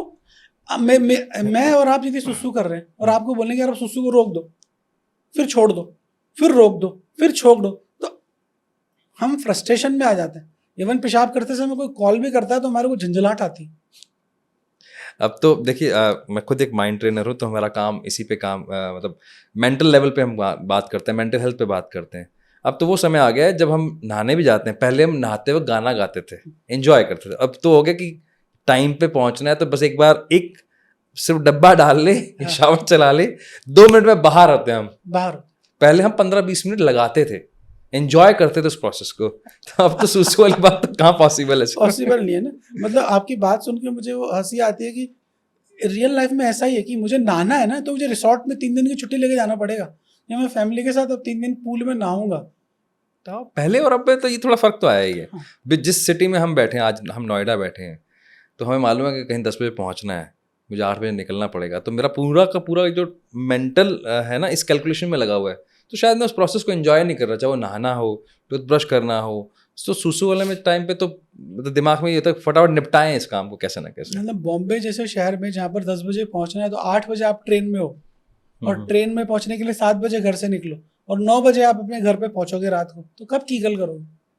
तो मतलब मुझे नहीं लगता कि करते होंगे लोग, पर मैंने मेरे लाइफ में सक्सेसफुल कीगल करने वाले लोग नहीं देखे। उसके बजाय कि घंटा जिम जा रहे हो ना, उसी वक्त कर लो जो करना है। अच्छा, इन सारी बातों में ना 2 चीज़ें मुझे बहुत एक अच्छी लगी। बहुत सारी बातें हैं, लेकिन जो इम्पॉर्टेंट लगा नॉलेज के लिए, जो हर किसी को पता होना चाहिए, स्पेशली लड़का और लड़की दोनों को, कि ये पूरा एक प्रोसेस है जिसमें साइकोलॉजिकल इफेक्ट ज़्यादा है, बातें ज़्यादा हैं, उसके साथ साथ एक सिस्टम है। लेकिन इसी चीज़ में क्योंकि एक्सप्लॉयट किया जाता है बहुत सारे लोगों के द्वारा कि ये आप टैबलेट खा लो, इससे आपका साइज बढ़ जाएगा या वो मोटा हो जाएगा, और कई बार फीमेल पार्टनर भी इसके लिए प्रेशराइज करती थी, उसको लगता है कि शायद this is the best way. तो बहुत सारी चीज़ें गलत भी आती हैं। हमने बहुत सारी मूवीज़ में देखा है, चाहे डॉक्टर अरोड़ा हो, चाहे OMG 2 हो, बहुत सारी मूवी, इवन डॉक्टर जी के अंदर भी अगर बात करें, जो आयुष्मान खुराना की जो मूवी है, उसके अंदर भी ऐसे बहुत सारे सीन्स हैं। तो क्या ऐसे सप्लीमेंट्स हैं जो हमें लेने चाहिए और क्या ऐसे हैं जो बिल्कुल नहीं लेने चाहिए, उस पर आप प्लीज जरूर बताइए। देखिए, सबसे पहला तो ये समझना पड़ेगा कि जो सेक्स है ना वो सप्लीमेंट से नहीं चलता है। अभी इंस्टा देखता हूँ, रोज मेरे पास आता है 3 लौंग, 2 इलायची, 1 सफेद मूसली का पत्ता, 1 गोखरू, इसको डालें, शहद के साथ पी लें, 3 दिन के अंदर घोड़े की तरह। मतलब अच्छा, उस पे लाइक देखो 1.3 मिलियन। अच्छा सर, किसी ने बताया ना कि घोड़े को शायद 40 सेकंड में हो जाता है, इरेक्ट हो जाता है वो एजेकुलेट हो जाता है। हाँ, वो अर्ली इजैकुलेटर है। हाँ। तो ऐसा जो ज्ञान इंटरनेट पे बिक रहा है ना, वो बकवास है। अच्छा, लोगों के जो कंटेंट राइटर्स हैं उनकी मजबूरी है कि यार इसमें 1.3 मिलियन है और कोई बात कर रहा है how to get erectile dysfunction in healthy way, उस पे 300 व्यू। तो अब हर आदमी को चाहिए कि 2 लौंग 1 इलायची, इसको घोट के पी लो और घोड़ा बन जाओ। रात को कौच के बीज खा लो, क्या बोलते हैं, सब्जा के बीज डाल के खा लो। मतलब 5 सीड्स आ गए कि ये पंपकिन सीड खा लो, ये खा लो, वो खा लो। ये सब बकवास मैं मानता हूँ कि आज यदि हम सेक्स की बात करें तो आज से 100 साल पहले हमारे जो पेरेंट्स थे उनके 10-10 बच्चे होते थे, 8 बच्चे, धीरे धीरे कम होते गए। उनके पास खाने को सिर्फ रोटी सब्जी होती थी और कईयों के पास तो सब्जी भी नहीं होती थी, चटनी से खाना खाते थे। तो सेक्सुअल सप्लीमेंट के नाम पे एक बहुत बड़ा व्यापार है, मुझे लगता है कि उससे बचना चाहिए। यदि आप अपने घर का शुद्ध खाना खा रहे हो, चाहे वो दाल हो, चाहे वो रोटी हो, चाहे वो चिकन हो या मटन हो या फिश हो, जो हेल्दी फूड जो आपके किचन में पक रहा है उसको खा रहे हो और उससे ज्यादा जरूरी चीज उसको पचा रहे हो, तो आप अच्छे सेक्स के खिलाड़ी बनोगे। पंपकिन सीड खाने से, कद्दू के बीज खाने से, पोमोग्रेनेट खाने से, देर आर अश्वगंधा, कौच, शिलाजीत, सफेद मूसली, इनके इफेक्ट हैं। पर हम किसको देंगे? जो बीमार है उसी को तो आप शिलाजीत के गम्स खिलाओगे। अभी हर आदमी, वो जेके श्रॉफ का बेटा, क्या नाम है उसका, टाइगर श्रॉफ शिलाजीत की गमीज बेच रहा है। ओके, तो भैया वो खुद थोड़ी ना खा रहा है।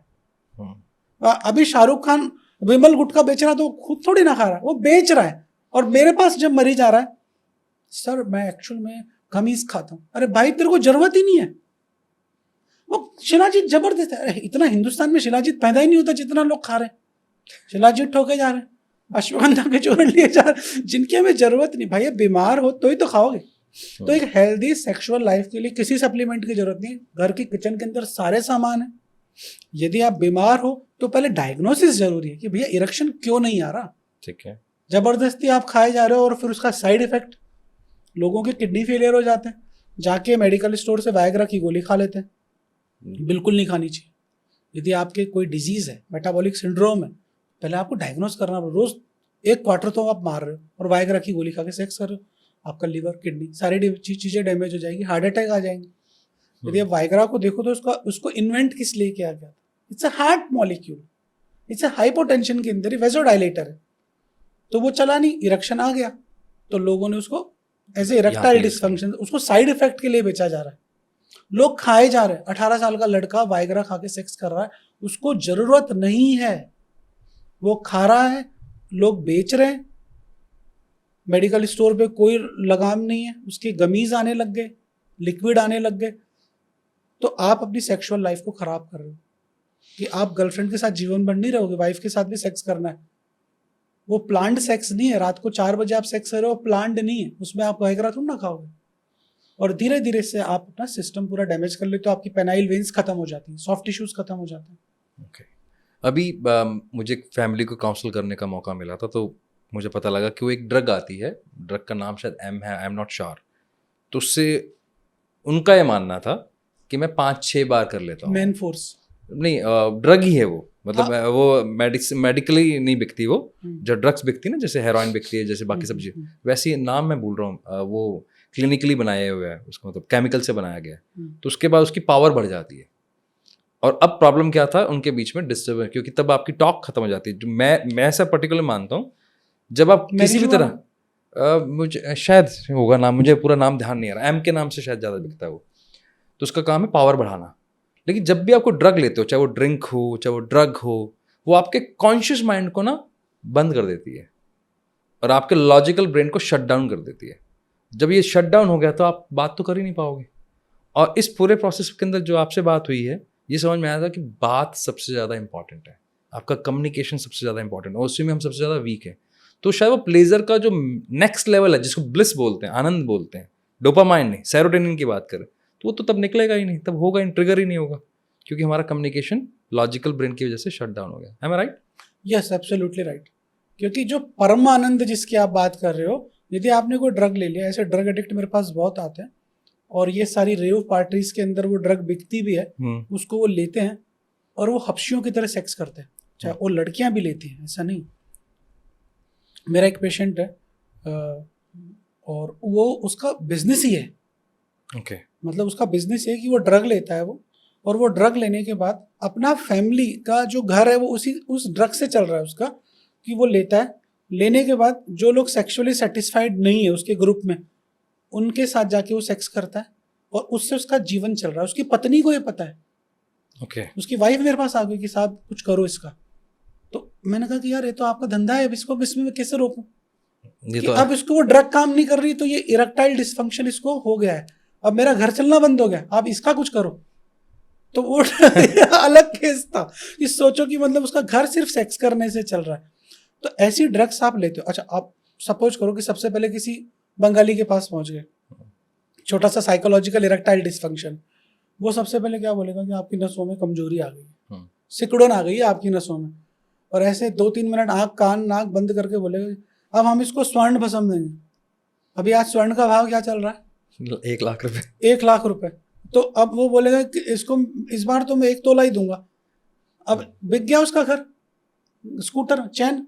अब वो आदमी ऐसी जगह पे वो करप्ट हो जाता है, वो चोरी भी करता है, जबकि कोई स्वर्ण भस्म ऐसे नहीं दी जाती। स्वर्ण भस्म मेरे पास जब भी मरीज आता है, मैंने स्वर्ण भस्म लेना है, तो बड़े बड़े जितने भी आयुर्वेदिक हाउसेज हैं, इन स्वर्ण भस्म इनके अवेलेबल है, ऑनलाइन ऑर्डर कर या जाके केमिस्ट से लिया। तो उसकी वो जो बंगाली है वो स्वर्ण भस्म के नाम पे इस तरह की कोई ड्रग अपनी चटनी चूर्ण में पीस के दे रहा है, और 90% उनके अंदर वाइग्रा का सॉल्ट होता है। कि वो 1 रुपए की वाइग्रा आएगी, उसको पीसेगा, उसके अंदर 2-4 कचरा डालेगा, और जब मेरे पास मरीज आएगा मैं उस कचरे को चखूंगा तो ऐसा लगता है कि वाइग्रा का सॉल्ट। अच्छा, इसमें प्रॉब्लम क्या है? प्रॉब्लम ये कि उस जिसने डाला है पीस के, उसको भी नहीं पता कि कितने mg डाल दिया। हाँ, वो तो तुक्के से डालता है, वो आइडिया से डालती है, एक मुट्ठी भर डाल दी, हाँ बस। और डाल दिया, 10 पुड़िया बना दी। सेक्स से पहले पुड़िया दूध के साथ ले लेना, उसको लगे कि बैद जी ने दूध के साथ कोई आयुर्वेदिक गोली दे दी। तो मैं हर आदमी से ये बोलूंगा कि किसी भी पैथी में जाओ, चाहे एलोपैथी में जाओ, चाहे होम्योपैथी में जाओ, चाहे यूनानी में जाओ, पर हर चीज की दवाइयां अवेलेबल हैं। But you have to communicate, बात करनी पड़ेगी सही व्यक्ति से। बोलना पड़ेगा कि भाई साहब आपकी फीस 2000 है ना, 5000 ले लो, फीस में कोई इशू नहीं है, पर जो भी मुझे लिख के दे रहे हो ना वो दुकान पे मिले। दुकान पे मिले तो मैं पढ़ तो सकूं, मैं गुड़ खा रहा हूं, गोबर खा रहा हूं। एग्रीड। क्योंकि ऐसे लोगों को हार्ट अटैक आ जाता है कई बार, और अक्सर ये लोग बुजुर्ग भी होते हैं, इनके बीपी किडनी की दवाइयां भी चल रही होती। सर, ये एक कुछ चीज़ें अलग अलग तरह से कॉन्टेक्स्ट में चल रही हैं, जैसे नॉर्थ इंडिया में अलग देखेंगे, साउथ इंडिया में अलग। घी को लेकर बड़ा कन्फ्यूजन चलता है। देसी घी हमारी फिजिकल हेल्थ के लिए भी, स्पेशली सेक्सुअल हेल्थ के लिए अच्छा है नहीं है, फिर इसको बाइफिकेट कर देते हैं कि भैंस का घी अलग होता है या गाय का अलग होता है। क्या घी का भी कॉन्सेप्ट है क्या इससे रिलेटेड? देखिए, मैंने आपको पहले आपने पूछा कि हेल्दी फूड्स क्या है, उसमें घी भी आ जाएगा। अब ये किचन का सामान है तो ये हेल्दी है। अच्छा, घी कोई भी हो? घी कोई भी हो, ठीक है ना। अभी मैं कहाँ से जर्सी गाय लेके आऊँ? A2 का मिल्क, A2 का मिल्क कहाँ से लाऊं? और आपको क्या पता वो A2 वाला कहाँ से ले रहा है? एग्रीड। ठीक है ना। तो बिजनेस में क्या होता है कि यदि आपके पास अच्छा घी है और यदि आप 5 से 7 ग्राम 8 ग्राम खा रहे हो, तो आपके लिए वो हेल्थ का काम करेगा, क्योंकि उसमें फैट है। Okay. अभी जो फैट है इसका 2 रीजन है। एक तो टेस्टोस्टेरोन को प्रोड्यूस करने के लिए टेस्टिकल को फैट चाहिए, दूसरा देयर आर सम मल्टीविटामिन्स जो कि फैट सॉल्युबल ही हैं। ओके, टेस्टोस्टेरोन ए है, ई है, डी है, मुझे एक्चुअल में नाम अभी याद नहीं आ रहे, पर बहुत सारे मल्टीविटामिन जो फैट सॉल्युबल ही होते हैं। ठीक है। टेस्टोस्टेरोन के इंजेक्शंस को आप लेंगे ना तो वो फैट सॉल्युबल ही, उसके अंदर फैट का इंजेक्शन होता है, वो ऑयल बेस होता है, तो कई बार कूला भी पक जाता है जब आप अनट्रेंड आदमी से इंजेक्शन लगाते हो। तो घी बहुत ज़रूरी है। Okay. पर यदि आप एक अच्छे अमाउंट में खा रहे हो और यदि आपको उसकी रिक्वायरमेंट है, आप 150 किलो के आपके अंदर तो वैसे 15-20 किलो घी भरा हुआ है, आप हेल्दी हो, फिटनेस पे ध्यान दे रहे हो, तो घी आपके लिए अमृत का काम करेगा, और नहीं तो वही घी विष का काम करेगा। मेरे पास जो गांव से लोग आते हैं वो क्या करते हैं कि रोटी को घी में चूर के खाते हैं, बूरे के अंदर घी डाल के खाते हैं, दाल के अंदर घी डाल के खा रहे हैं। तो उतना रिक्वायरमेंट नहीं है, चाहे वो किसान ही है, क्योंकि खेती है वो हल से नहीं कर रहा है, एग्रीड। ट्रैक्टर से कर रहा है। पहले और अब के फिजिकल जो हमारे चैलेंजेस थे उसमें फर्क आ गया है। हाँ, हम थोड़ा कंफर्ट की तरफ चले गए हैं क्योंकि हमारे पास बहुत सारे बहुत टूल्स सारे हैं। टूल्स हैं। ओके सर, एक दो चीज़ें और मेरे को पूछनी है इसी से रिलेटेड। कहा जाता है कि जो 40s में जब एक फीमेल आ जाती है तब उसकी डिज़ायर्स बढ़ जाती हैं। इज इट ट्रू कि उसकी सेक्स को लेकर डिज़ायर्स बढ़ जाती हैं 40 से 50 के बीच का जो टाइम होता है? देखो 40 से 50 के बीच का जो टाइम होता है, यदि साइंस के हिसाब से देखें तो डिज़ायर बढ़ने का कोई रीज़न नहीं है। ओके। ठीक है ना। पर यदि हम एक नॉर्मल तरीके से सोचें कि 40 तक आते आते एक औरत सेक्सुअली डिज़ायर इसलिए ज़्यादा फील करती है क्योंकि वो सेटल हो चुकी होती है, बच्चे बड़े हो चुके होते हैं, बच्चे पास में सुसु नहीं कर रहे होते, रात को उसको 5-7 बार जग नहीं रहा है। अक्सर ऐसे लोग हेल्थ के और वेल्थ के हिसाब से भी सेटल हो चुके होते हैं, काम करने वाले नौकर होते हैं, बच्चे कहीं एडमिशन ले चुके होते हैं। तो ऐसी कंडीशन के अंदर उसकी सेक्सुअल डिज़ायर बढ़ने लगती है क्योंकि वो अपने आप पे फोकस कर रही है, फिटनेस पे ध्यान दे रही है, फूड वगैरह इन चीज़ों पे ध्यान दे रही है। लेकिन यहाँ आदमी जो होता है वो कमज़ोर पड़ने लगता है। अच्छा, 40s में? ठीक है। एजिंग के साथ साथ कमज़ोर होना जरूरी है। दूसरा, उसने जो इतना बड़ा घर खरीद रहा है उसकी EMI वही देगा, मकान की, कार की, बच्चों की फीस, यहाँ पर और फिटनेस पे वो ध्यान नहीं दे रहा होता है। तो यहाँ उसकी तो डिज़ायर बढ़ जाती है, यहाँ इसकी डिज़ायर कम हो जाती है, तो प्रॉब्लम्स आने लगती है। इसलिए इस एज में अक्सर एक्स्ट्रा मैरिटल होने लगता है। ऐसा नहीं कि सब लोग करते हैं, पर कई लोगों मेरे पास आते हैं जो इस तरह की चीज़ों में इन्वॉल्व हो जाते हैं। ठीक है। एक ना मैं एक साइकोलॉजिकल ग्रुप का, क्योंकि हम अलग अलग तरह के ग्रुप्स के मेंबर हैं, तो वहाँ पे एक सवाल आया है, वो थोड़ा सा अलग कॉन्टेक्स्ट में लेकिन इसी से रिलेटेड है। शायद आपके पास इस तरह के केसेस भी आते होंगे। उसमें एक मेल ने क्वेश्चन पूछा पूरी कम्युनिटी से कि हमने स्वैपिंग किया था, पार्टनर स्वैप किया था हमने, अब मैं उसके बाद गिल्ट में हूँ, मुझे अच्छा नहीं लग रहा, बट मेरी वाइफ की डिज़ायर्स बढ़ गई हैं एंड शी इज़ नाउ कि मुझे इसी प्रोसेस में जाना है। तो आप इसको मतलब in terms of doctor term, मतलब साइंटिफिकली कैसे देखते हो? क्या ये सेफ है? दूसरा साइकोलॉजिकली, क्योंकि आप डॉक्टर हो तो साइकोलॉजिकल पे भी बात आपको करनी ही पड़ती है, उसका क्या इम्पैक्ट पड़ता है आपकी मैरिड लाइफ पर? सबसे पहला तो यहाँ आपने सबसे बड़ी गलती कर दी कि हीरो बनने के चक्कर में आपने कल सबसे पहले तो सोसाइटी को खराब किया। ठीक है ना, कि आप वाइफ स्वैप्स कर रहे हो, तो अब क्या है कि वाइफ को एक्चुअल प्लेजर आ गया कि पिज्जा तो वही था जो इटली में मिला था, ये रोमिनोज का जो पिज्जा खा रही थी बेकार था, अब उसको वही चाहिए, तो उसकी क्या गलती है? तो सबसे पहले आपने ये जो गलती करी, ये इसको सुधारने का अब कोई चांस नहीं है। ऐसी कंडीशन में जब मेरे पास मेल आता है तो वो हीरो बनने के चक्कर में ऐसी गलती कर लेता है, अब उसको गिल्ट भी हो रहा है, और सबसे बड़ा गिल्ट क्या होता है कि उसको साइकोलॉजिकली बार बार एक ही चीज का चोटती है कि मेरी लुगाई किसी और के साथ सोई है। उस वक्त तो आपने नशे में कर लिया वो काम या जो भी रीजन था, तो अब वो उस औरत को टच करता है जब अपने पार्टनर को, ऐसे कई लोग हैं मेरे पास, तो उसको वो घिन आती है उसको, यार तुमने पहले उसको गलत डायरेक्शन दिया, अब उसको तुमको घिन आने लगी क्योंकि और किसी के साथ सो गई। और अक्सर ऐसी फीमेल्स में क्या होता है, उसको जो एक्चुअल सेक्स है वो मिल जाता है, प्लेजर मिल जाता है, तो अब उसको वाइफ हस्बैंड के साथ सेक्स करने में आनंद की प्राप्ति नहीं होती। उसको वही चाहिए कि उसको अब सलमान खान जैसा ही बंदा चाहिए जो 6 पैक वाला है। तो अब वो ऐसी कंडीशन में, बिलीव मी, ऐसे इतने लोग आते हैं मेरे पास कि वो मसाज वाला आता है, वो मसाज वाला उसकी मसाज करता है, उसके साथ सेक्स करता है, मतलब, और उस घर में हस्बैंड को पता है, और हस्बैंड बोल रहा है कि यार तू किसी और के पास मत जा, मैं तेरे लिए बुला देता हूँ, एटलीस्ट उसके पास तो मत जा, वो मेरा कंपटीटर है या जो भी है। और अक्सर ऐसा बिजनेस कम्युनिटीज़ में, बिजनेस पार्टनर्स के बीच में, या जो ये सोशल ग्रुप्स होते हैं जो एक साथ ट्रैवल करने जाते हैं, इन लोगों में अक्सर होता है। तो ये मतलब मेरे हिसाब से मैं इस चीज़ को जज नहीं कर सकता कि वो सही किया या गलत किया। मेडिकल टर्म्स में मतलब आगे जाके फिजिकल चैलेंजेस तो आ ही सकते हैं। फिजिकल चैलेंजेस क्यों नहीं आ सकते?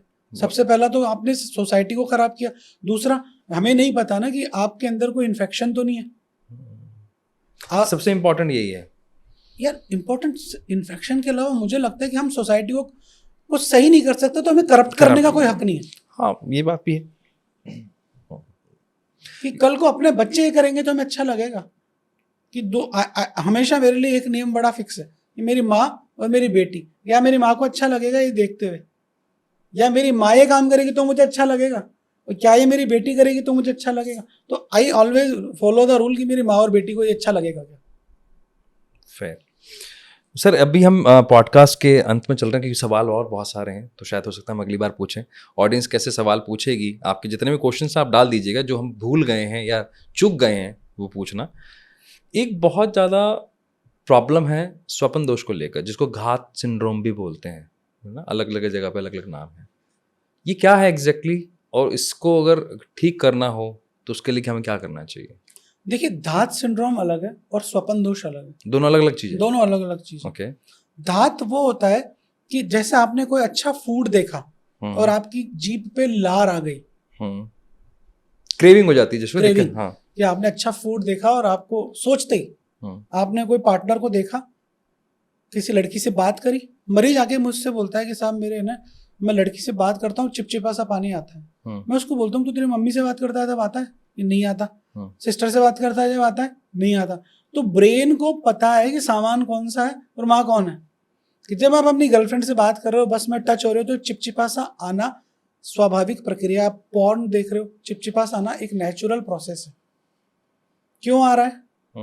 क्योंकि ये जो लिक्विड है ये नेचर ने बनाया है। क्यों बनाया है? कि जब आप सेक्स करोगे तो सेक्स के समय क्या होगा, सीमन आएगा, स्पर्म आएगा। तो स्पर्म के आने से पहले उसकी कंडीशनिंग जरूरी है, क्योंकि उस रास्ते से आप 100 बार मूत रहे हो, वो इन्फेक्टेड हो सकता है। तो वो जो लिक्विड आ रहा है उस स्पर्म को मोटिलिटी देता है और उसको मरने से बचाता है। तो ये धात सिंड्रोम है। इसकी वजह से आदमी को मिथ रहता है कि मेरे पाँव टूट रहे हैं, मेरे जोड़ों में दर्द हो रहा है, मेरी बॉडी को तकलीफ हो रही है। जो कि बिल्कुल सही नहीं है। और स्वपन दोष वो है कि मैंने ज्यादा खाना खा लिया और उल्टी हो गई, तो मेरा जो सीमन है वो बन रहा है, बन के इकट्ठा हो रहा है कहाँ पे, टेस्टिकल के अंदर। अब वो ज्यादा बनेगा तो कहाँ से निकलेगा, वहीं से निकलेगा। तो एक्सेस के अंदर यदि आपके स्वपन दोष हो रहा है तो हम उन लोगों को इलाज के लिए बोलते हैं कि यार मेरे रोज दिन में 3-3 बार हो रहा है। सबसे ज्यादा जो जरूरी बेस्ट इलाज है फिजिकल फिटनेस, कि आप अपने आप को इतना पेल लो कि आपको बॉडी रात को बोल जाए, होगा ही नहीं इजैकुलेशन, क्योंकि टेस्टिकल स्पर्म बनाता है एक उम्र के अंदर, तो वो निकलना जरूरी होता है। कि आपने रोटी खाई है तो टट्टी तो करोगे, सेम विथ सीमन बनेगा तो निकलना जरूरी है। और कई लोग ऐसे भी हैं जिनमें बीमारी भी हो जाती है कि रात को सेक्स भी कर रहे हैं और फिर नाइटफॉल भी हो रहा है। तो ऐसी कंडीशन के अंदर हमें चेक करना होता है। सर, एक फास्ट ट्रैक आंसर चाहिए। टेस्टोस्टेरोन जब हो है हमारा कब बढ़ता है, जिम जाने से या 8 घंटे की नींद से? टेस्टोस्टेरोन बढ़ने के लिए नींद बहुत जरूरी है 8 घंटे की, और उसके साथ जिम जाना जरूरी है। दोनों लोगे तभी बढ़ेगा। आप घंटे भर अपने आप को 4 घंटे पेल रहे हो और सो 5 घंटे रहो तो आपका टेस्टोस्टेरोन डिक्लाइन होगा। एक्सेस जिमिंग भी टेस्टोस्टेरोन को खत्म करती है। ओके। क्या साइज मैटर करता है या सिर्फ ये एक हवा बना दी गई है इसको लेकर? साइज मैटर करता है, लेकिन साइज से ज़्यादा जरूरी मैटर करता है आपको कितनी अच्छी सेक्स करने आती है। यदि आप अच्छे खिलाड़ी हो तो साइज मैटर नहीं करता, और यदि आप बुरे खिलाड़ी हो तो आपके पास कितना ही लंबा साइज हो, आप किसी काम के नहीं लियो, मेरे लिए कबाड़ हो।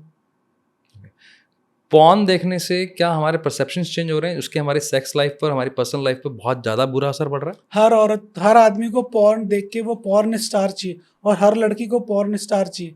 सब चाहते हैं कि वो राज कुंद्रा वाली हीरोइन उनको मिल जाए, वो पॉसिबल नहीं है। पॉर्न देखने से आप रियल सेक्स को भूल जाते हो, और वो जो एक फेक सेक्स है उसी को हमेशा रियल सेक्स मानते हो। वो कम्प्लीटली फेक है। वो कम्प्लीटली फेक है। पॉर्न देखने के लिए मैं लोगों से मना करता हूँ। पॉर्न डिटॉक्स बहुत ज़रूरी है। Thank you so much sir, आपने इतने शानदार हमें इंसाइट्स दिए, और ये नॉलेज हमारे हर बच्चे को होना चाहिए। मुझे लगता है शायद हर व्यक्ति को होना चाहिए, खाली बच्चों को नहीं होना चाहिए।